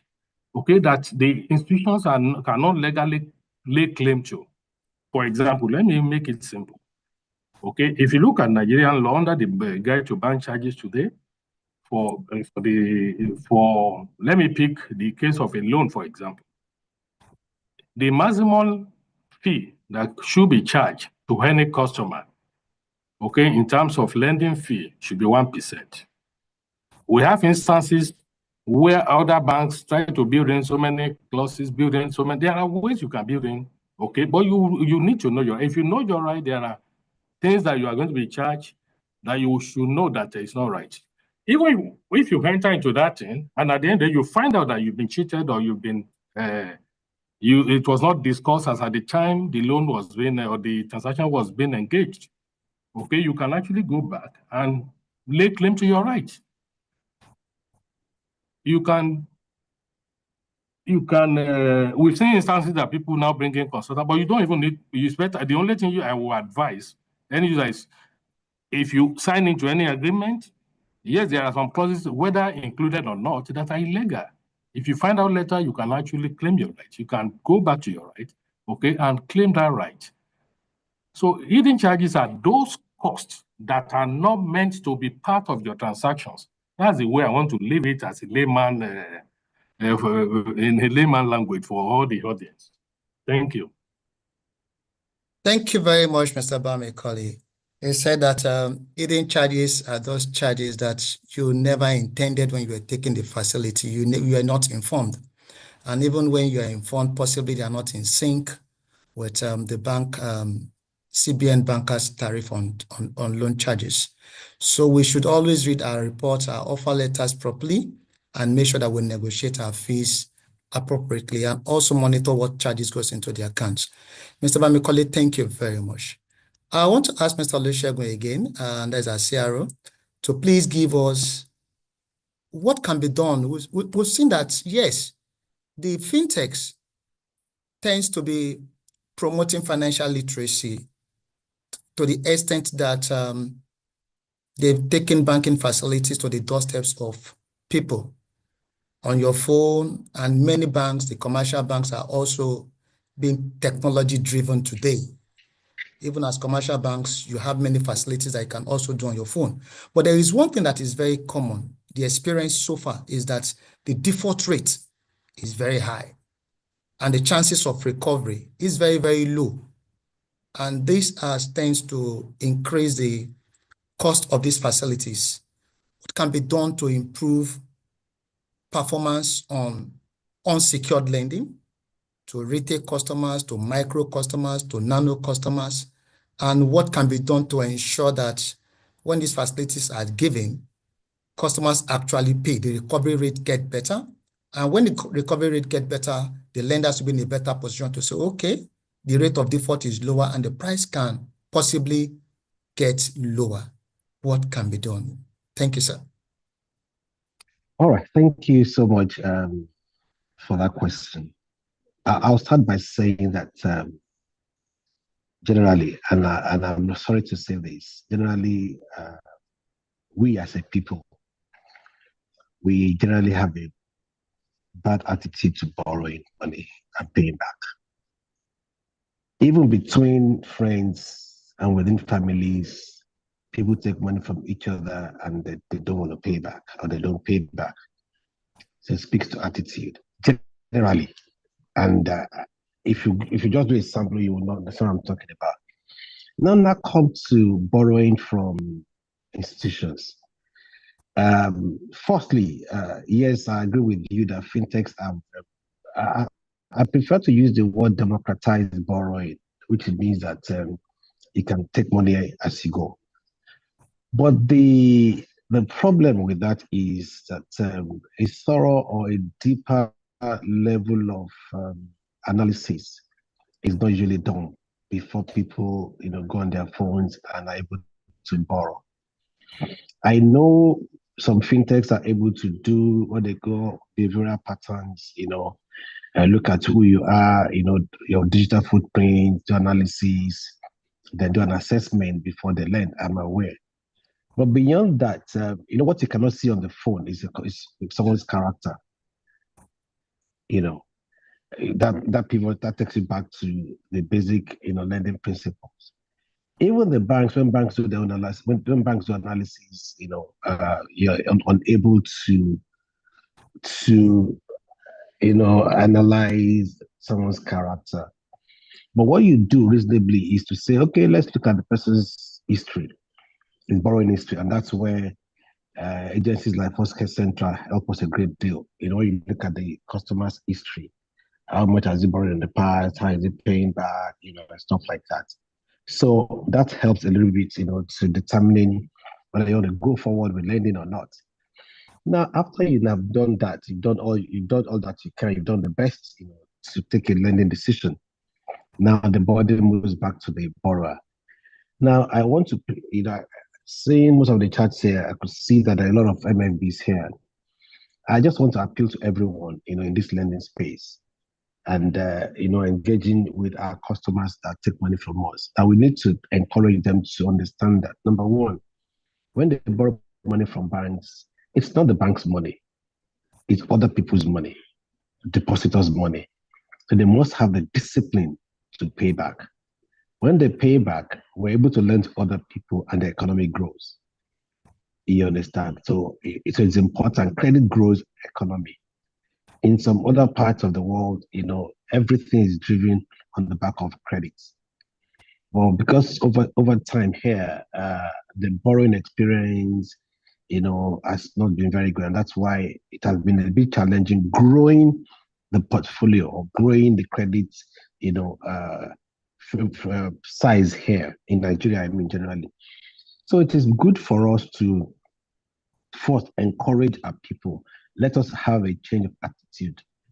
When credits are going bad, or when there's a challenge, speak to your banker. Your banker can listen to you, can work it out with you. Don't just abandon the credit. Number two is that, well, when you get to the point where recovery must happen, then at that point you have to just go, I don't want to say all the way, because all the way would mean doing anything. No, doing everything professional to make the recovery happen. But it's only when the customer borrowed money and pays back, that is only way the bank will grow, the economy can grow. So recovery at the point will have to kick in. And with BVN these days, you can you're able to access a borrower's general banking, what do you call it now? The GSI. Experience. Exactly. So you can see that, you have some customers that will borrow money from you and they're not paying you back. Meanwhile, they're loading their credit balance in another bank. So you can see the entire industry, with the BVN. You can see that somebody has, so you can, GSI will help you, to take your money, to recover your money when the customer is being generally recalcitrant. So I want to start with an attitude of, borrow money and pay back. But when push comes to shove, then you have to take a decision. Apply GSI, DRA at a point. I'm sure we read all kinds of things in the papers when people take themselves to court to go and recover money. Sadly, that probably will be the last thing to do, but it doesn't have to get to that at all. So let's start with generally people learning to pay back when they borrow money. In some other parts of the world, I hear you could go to a supermarket, buy some stuff, and write your check and walk away. And the supermarket will take it and pay the check in, and that's no issue. You don't even need to know the person. But here, somebody gives you a check, you're not very sure. Thank you so much. I don't want to take much of our time, but I'm sure we understand. Thank you. Thank you very much, sir. I think the summary of what he has said is that our character is very, very important. Our trust assets, we must always build on it. Whatever loan we take, we should be able to pay back in line with the terms and conditions of the facility.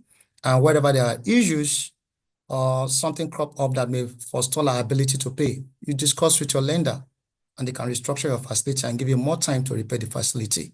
And by so doing, we are creating a very good credit history. Default rate gets lower. the lenders get more comfortable to lend at a lower rate because the recovery cost is lower. Thank you very much, Mr. Olusegun. Thank you very much for that contribution. Mr. Damilola, I still want you to give us this, your perspective on this issue. When the chief speaker was making his presentation, he said over 40 million bankable Nigerians are outside the banking space. Over 40 million. That number is large, and the fact and the reality is that it could be larger than that. What can we do as lenders or as lending institutions to cover this gap?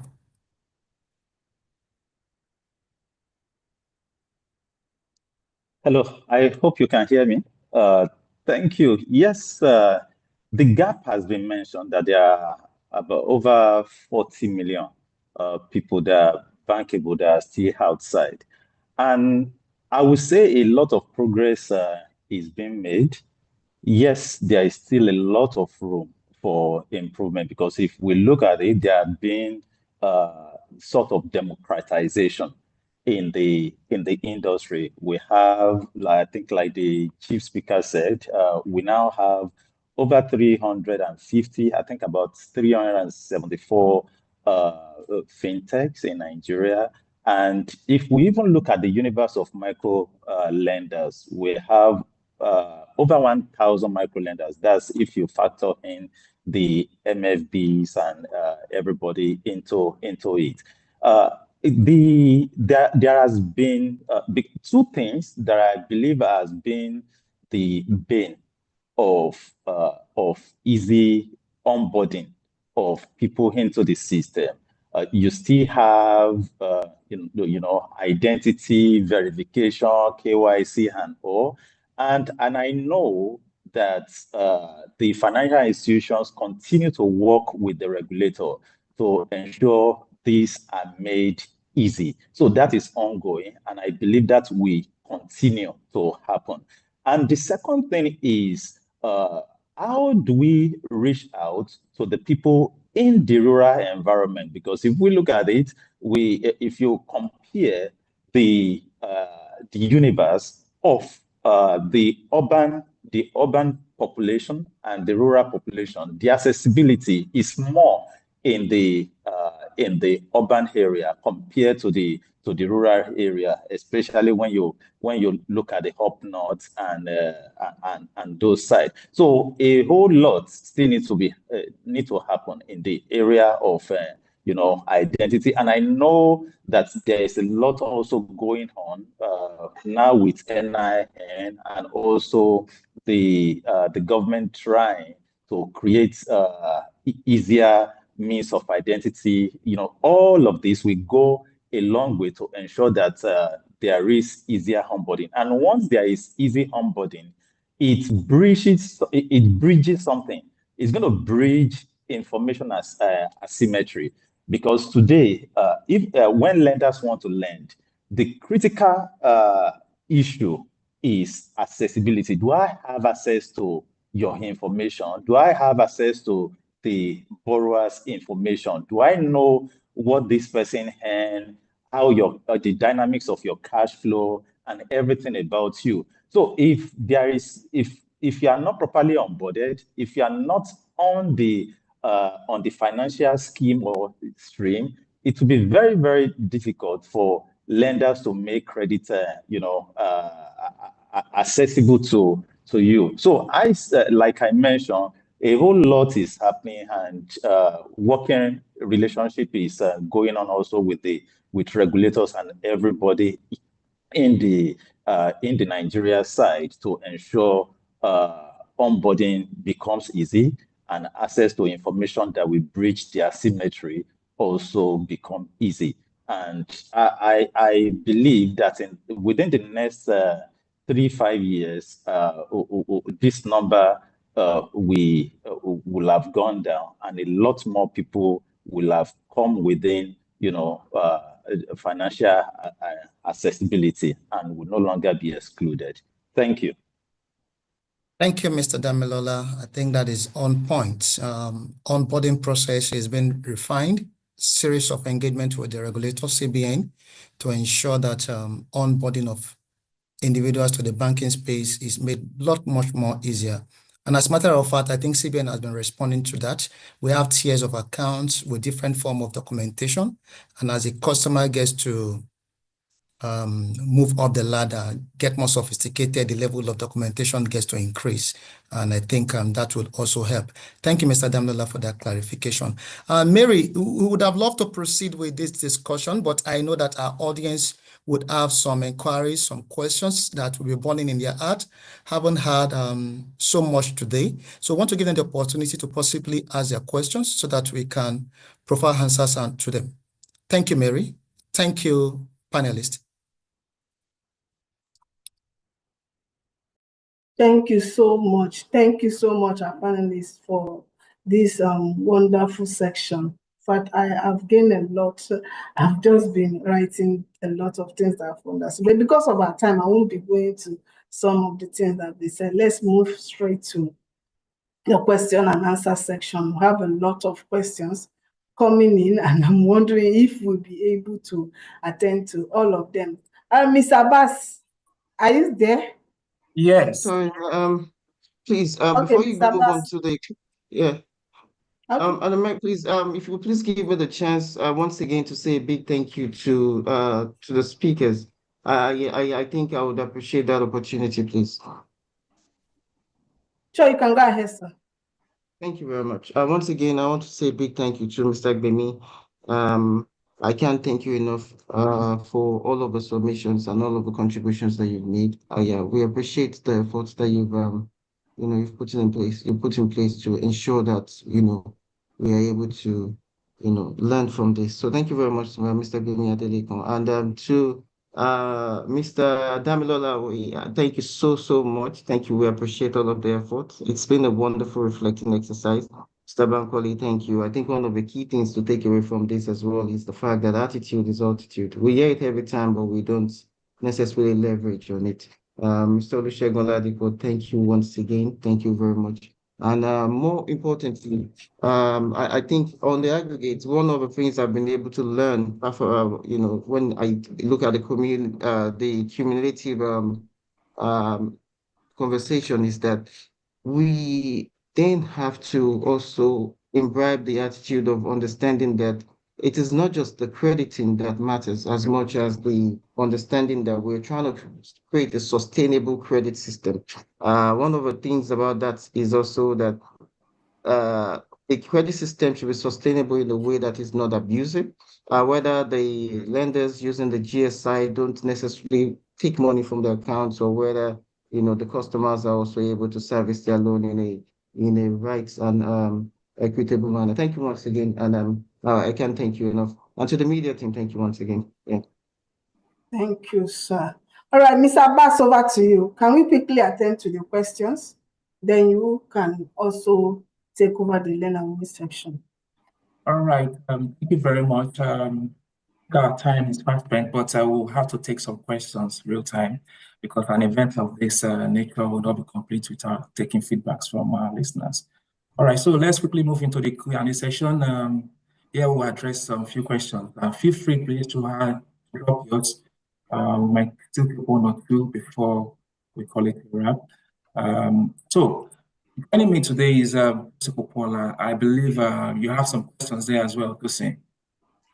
Absolutely. There are lots of questions here. The questions are just coming in, and I know that our speakers will do a great job to it. Thank you so much for sharing your insights, and it's been quite interesting. Thank you very much to all our speakers and panelists. All right, thank you. Though we've been able to respond to some of these questions privately, some we shared with the listeners as well. So let's just get to it very quick. I have this question from Rosemary Wanze. Actually, it's very, very related to the question Maria Vincent, Jacob, and Maria Vincent and Ketura John asked, and that's why I feel we should just take this question. And it reads, CBN estimates show that 60% of Nigerians have little or no knowledge of financial literacy, and the bulk of this population contribute majorly to the economy. The reality here is that most of them don't use digital phones. So what are the strategies that can be applied here So what she's trying to ask is what strategy can be applied to ensure that financial literacy gets to those Nigerians who don't have digital platform to access loans.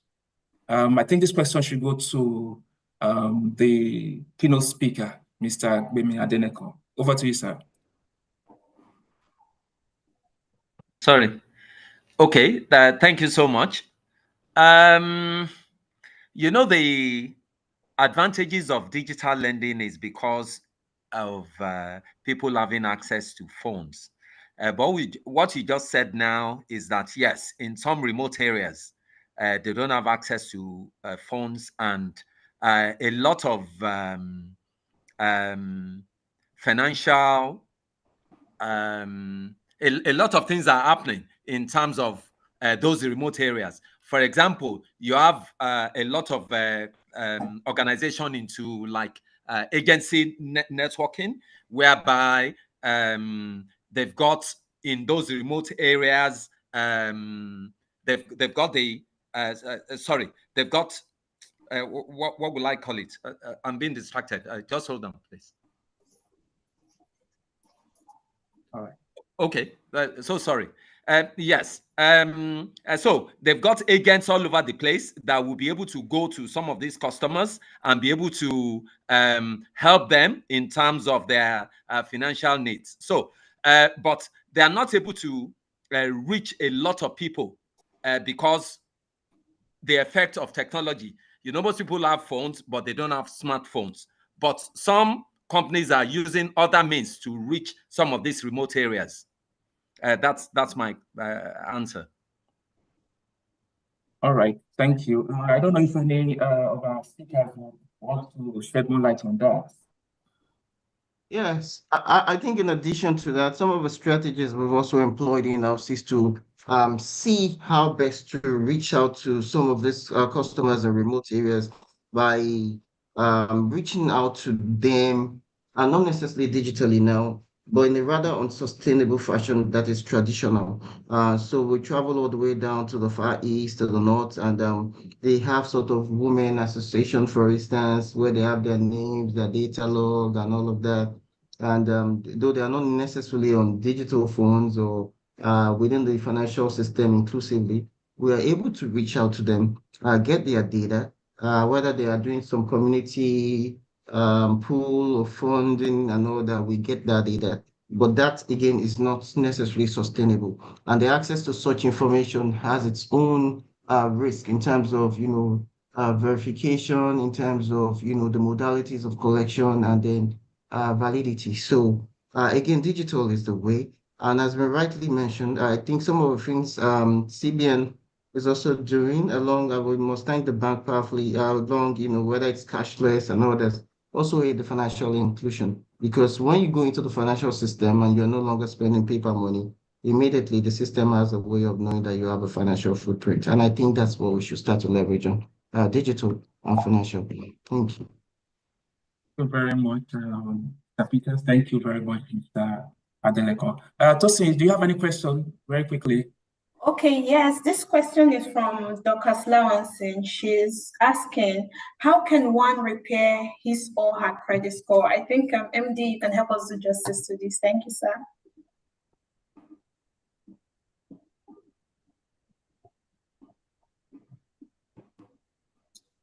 Hello, sir.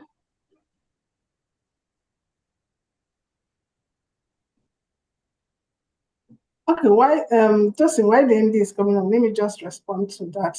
All right. So I think one question. Okay, please go ahead. Yeah. Okay, she is saying, how can someone repair his or her credit score?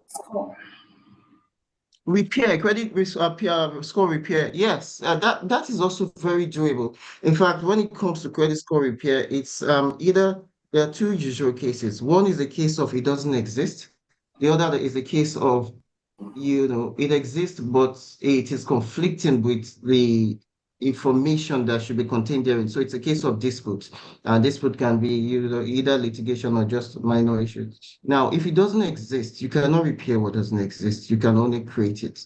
And creation is the case of, as a first stage, you need to have a credit score. But you cannot have a credit score when you don't have a financial history. So we cannot really score you, because we would only score you on your ability to repay a loan that has already been serviced, which means you took a loan, or your ability to actually pay as a when due, or maybe to see that you're not too loan saturated in terms of the amount of loan you've collected from different sources and you're unable to service some. And so because we have a broader view of how you're performing, we will then look at the aggregate and score you. So to create a credit score for as a first stage, it's always good to engage with the bank. Some of the initiatives we're following has gone beyond just looking at your credit facility, but also extensively into other psychometric analysis. And we are trying to see how the regulators can commit to that, so that when we look at other aspects of your lifestyle and your footprint, we can actually tell that you're also credible. But that is a little bit extensive and beyond the credit reporting system. What is permissible currently is that you get a loan, you service the loan, you get a credit score. Now, in the case of you having a credit score that is not necessarily okay for you, or maybe it's not a high score and exceptionally good, what you want to do is to find a way to repair the score. And that's, as a first stage, is to service the loan. That's the easiest way. But in the event that you have the willingness to service the loan, or you do not have the ability to service the loan, it then means that you may need to engage the lenders and see whether there is a form of, extensive moratorium or extending the maturity date to a later time in some of restructuring. There has to be something that, can be agreed upon. The sad reality of a credit report is that it will tell your ability to perform, but it doesn't really tell much about your willingness to perform.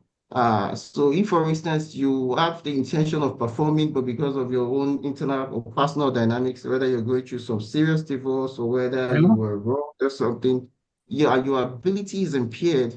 Even though you have the willingness, the credit score will not say, oh, Mr. A was on his way to the bank or back from the bank and he was robbed and so he couldn't pay. It won't say that. It would simply say you did not pay. And so because it is so precisely arithmetical in its analysis, it would not look at the other aspect of the sentiments or what other dynamics has affected your score.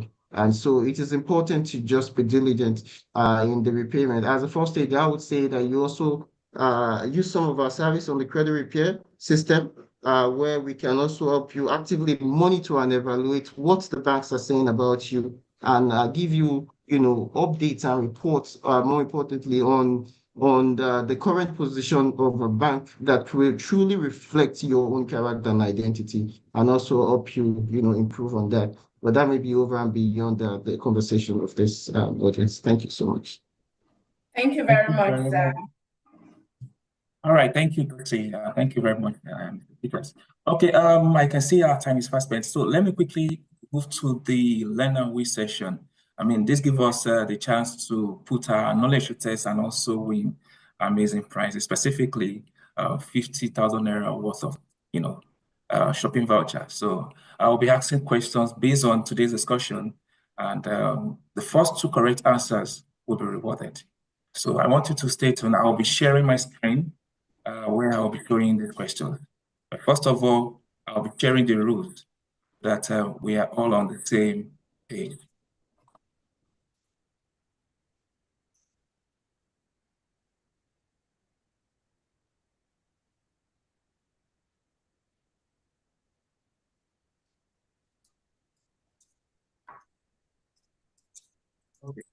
Okay, so here are the rules. You have to indicate question number you are answering. It's just two questions. So you indicate if you're answering question 1 or question 2.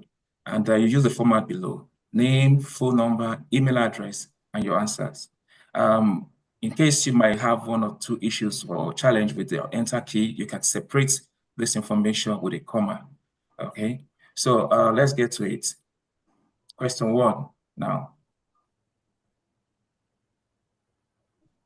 Mention 3 initiatives that have been made in order to improve financial literacy. Our speaker mentioned that earlier, so you might want to quickly recall 3 initiatives that have been made in order to improve financial literacy. So you can drop your answer in the Q&A box.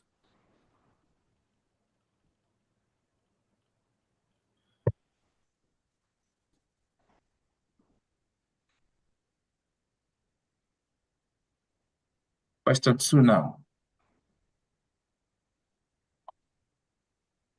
Mention 3 channels through which we can access your credit report. Mention 3 channels through which you can access your credit report on First Central Credit Platform. Okay, so you have the 2 questions. Good luck to all of you. While we are waiting for our answers, I would like to quickly take one more question from. Of course, do you have anyone? We'll wait to collect announce the winners. And Lotus, are you there? Please come again. Do you have any question? We'll wait to winners. Oh, yes, there's one more question that is going to our speaker, and this is quite interesting. Emmanuel Adam Paul, he's asking, he said, my question is based on a credit search. If a search is done on a customer using a validated BVN, but the search is not returned without any result, is it safe to say that the no result response means that the customer has no credit history?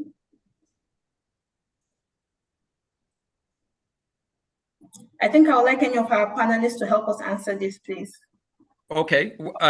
Yes, I'm with you. In terms of BVN, sorry, I didn't get the question correctly. All right, I'll take it again.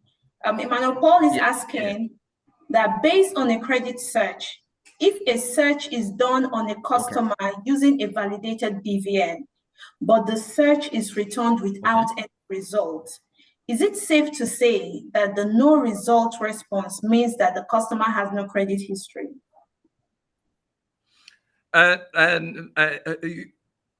You're asking 2 different questions. Yes, BVN validation is different from credit report in terms of the person may have a credit history, but will be recorded on the, you may correct me, Mary, will be recorded in a different way. They use other formats. It doesn't have to be BVN. It can be the phone information. It can be the address. It can be other information will be on credit registry in terms of the customer, but they don't have a BVN. Is that correct? Depending on the unique identifier that you use, but it will be First Central that will be able to answer that. You are very correct, sir. Yes, using a validated BVN, you might not get a hit of the person's information if the BVN do not exist on the credit bureau platform. That is why it's advisable that you conduct search in at least 2 credit bureaus. When you search on one, you don't get a hit, you can search on the second credit bureau to be sure that the customer actually do not exist. That's one. Then another thing is that it's not just, not everybody has BVN, or let me say, it's not all customers' BVN that have been updated to credit bureau platform. So it is good that you would, if you search with BVN, you can also narrow down your search with the customer's name, date of birth. On First Central system, you can even search with telephone number. So what I'm trying to say is that you shouldn't just conclude because you search with customers' BV and didn't get a hit. You could also use other parameters like the customer's full name and his date of birth or telephone number. You will get a hit of the customer. We're actually working so hard to ensure that all customers on our database has BV and reported against their names. Currently, we are in partnership with names to ensure that every customer has BVN, and also if customers on our system, their BVN are all verified. I hope you're okay with that. Right. Thank you very much, Mary. Okay, very quickly, we would like to announce the winners on our I social think you should platform. allow Tosin. Tosin haven't talked about questions on the social media because there are so many activities on the social media currently. All right. Yes.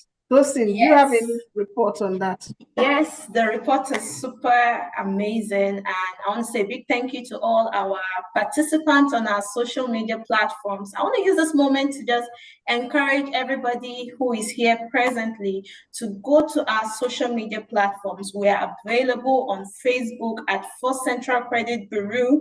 We are also available on Instagram at First Central NG. We are also available on LinkedIn at First Central Credit Bureau, on Threads at First Central NG, on X at First Central NG, on TikTok at official_First Central, and on YouTube at First Central Credit Bureau. We had a question thrown in for a couple of days for our online followers, which include them answering a question and getting people to like their questions. So on the basis of the responses that we have gotten, we have 3 winners who are going to be going home with a cash prize of 50,000 naira for the first place, 30,000 for the second place, and 20,000 for the third place. I'll be announcing the names of the winners right here, and I'm super excited for every single one who has participated. I can see a lot of people were really trying and struggling with the likes and that and then, but I'm so happy that the participation actually came about, and it has been quite interesting. So in first place on Facebook, we have the winner to be Adekunle Tioluwanimi with 78 likes after answering her question. So Miss Tioluwanimi, congratulations to you. You have just won yourself a shopping voucher of 50,000 naira. Congratulations to you. And in second place on our Instagram platform with the total likes of 46, we have Realtor Dorcas. Realtor Dorcas, you have just won yourself a cash shopping voucher of 30,000 naira for coming in second place. A big congratulations to you. And in third place from our X platform is Israel Freeman with a total like of 21 likes. So congratulations to every single one of you. Israel Freeman, you just won yourself 20,000 naira of shopping vouchers. This is a big congratulations to every single one of you. Thank you so much for participating. I will look forward to ensuring that every single one who is a part of Credit Bureau 7.0, you'll be following us to get much more updates on upcoming activities, because you will not want to miss out on any opportunity that is coming next.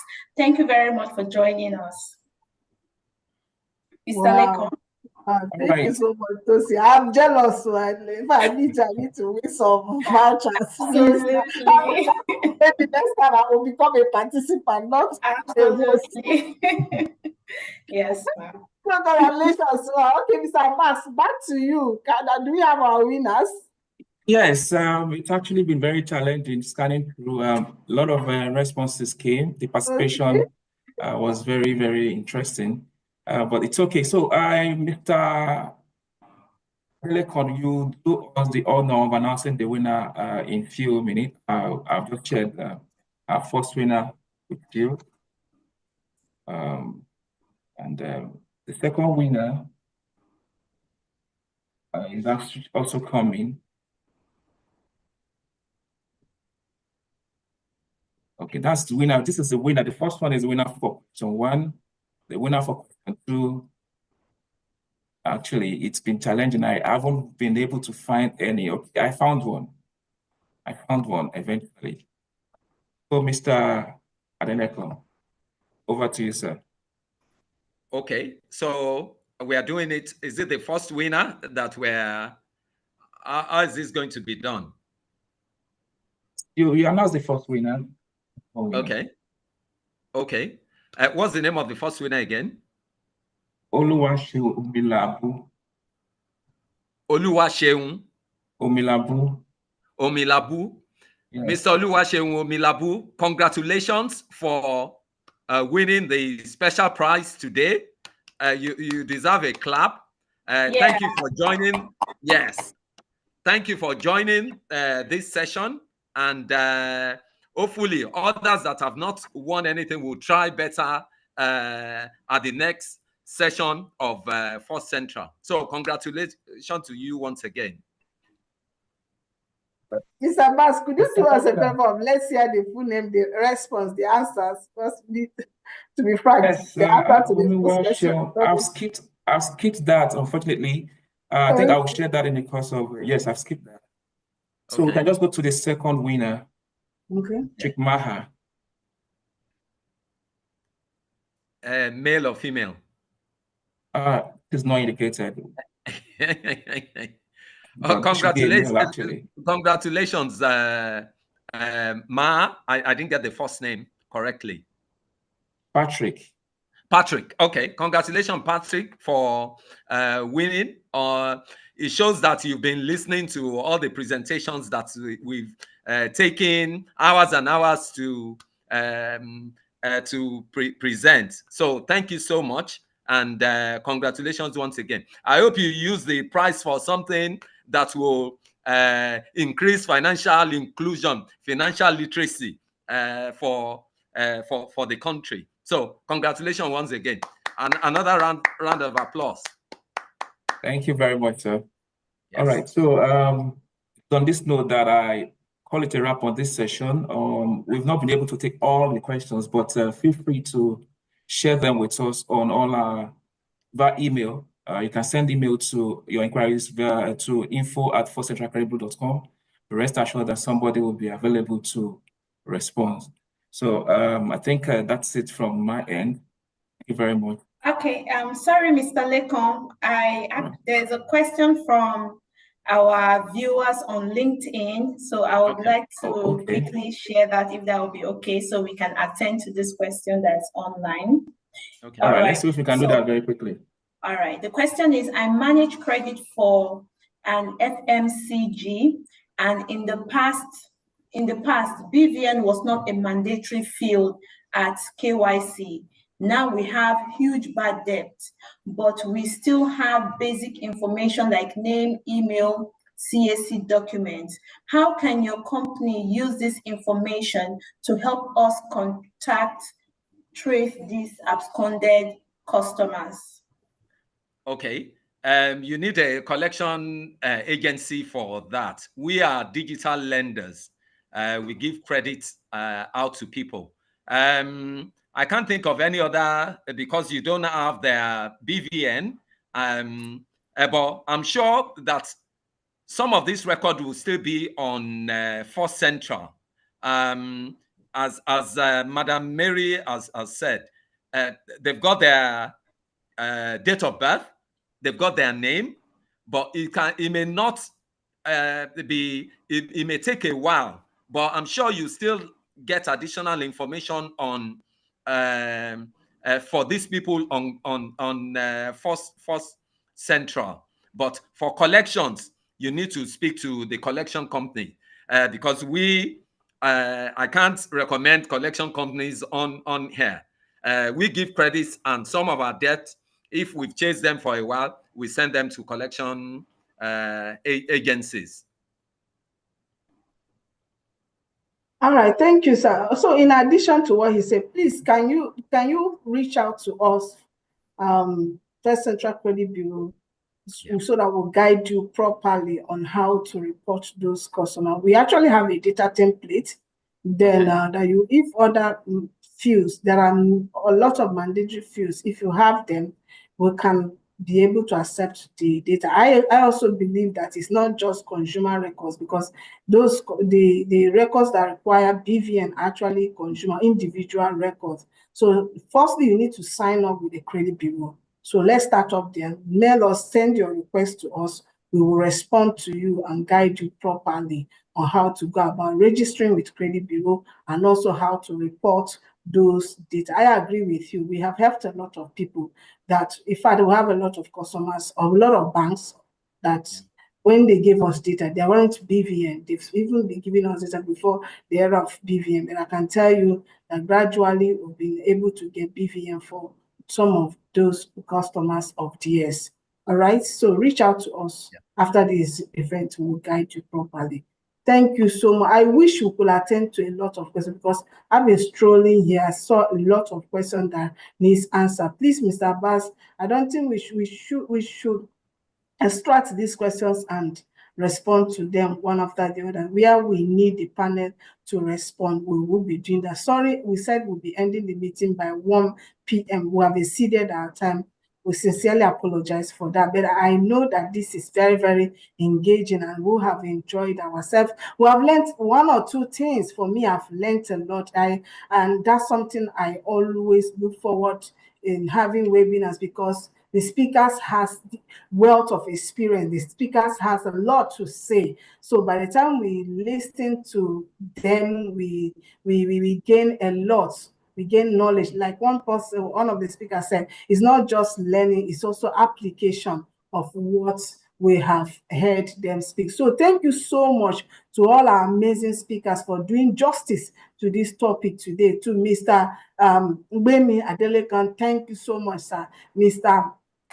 Bankole Adesami, my father, thank you. And Mr. Olusegun Oladipo, I sincerely appreciate you. We called you once you responded. Mr. Damilala Owoye, thank you so much for joining us and adding your bit to the discussion. And our able chief panelist, Mr. Benga Balogun, thank you so much for doing justice to this topic. And to our able MD, thank you, sir, for always being available. And to First Central Media and all members of First Central team, thank you so much for making this possible. And to our distinguished participants, thank you a lot. Thank you. I can't stop saying thank you for honoring our invitation. We called and you responded and waited to this time.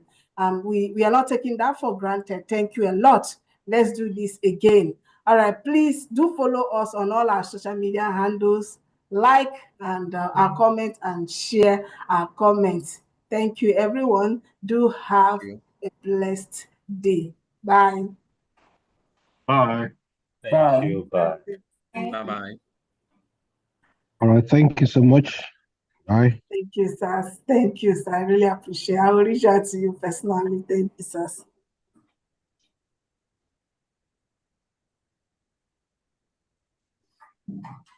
Mr. Abbas, is there a way we can get the questions?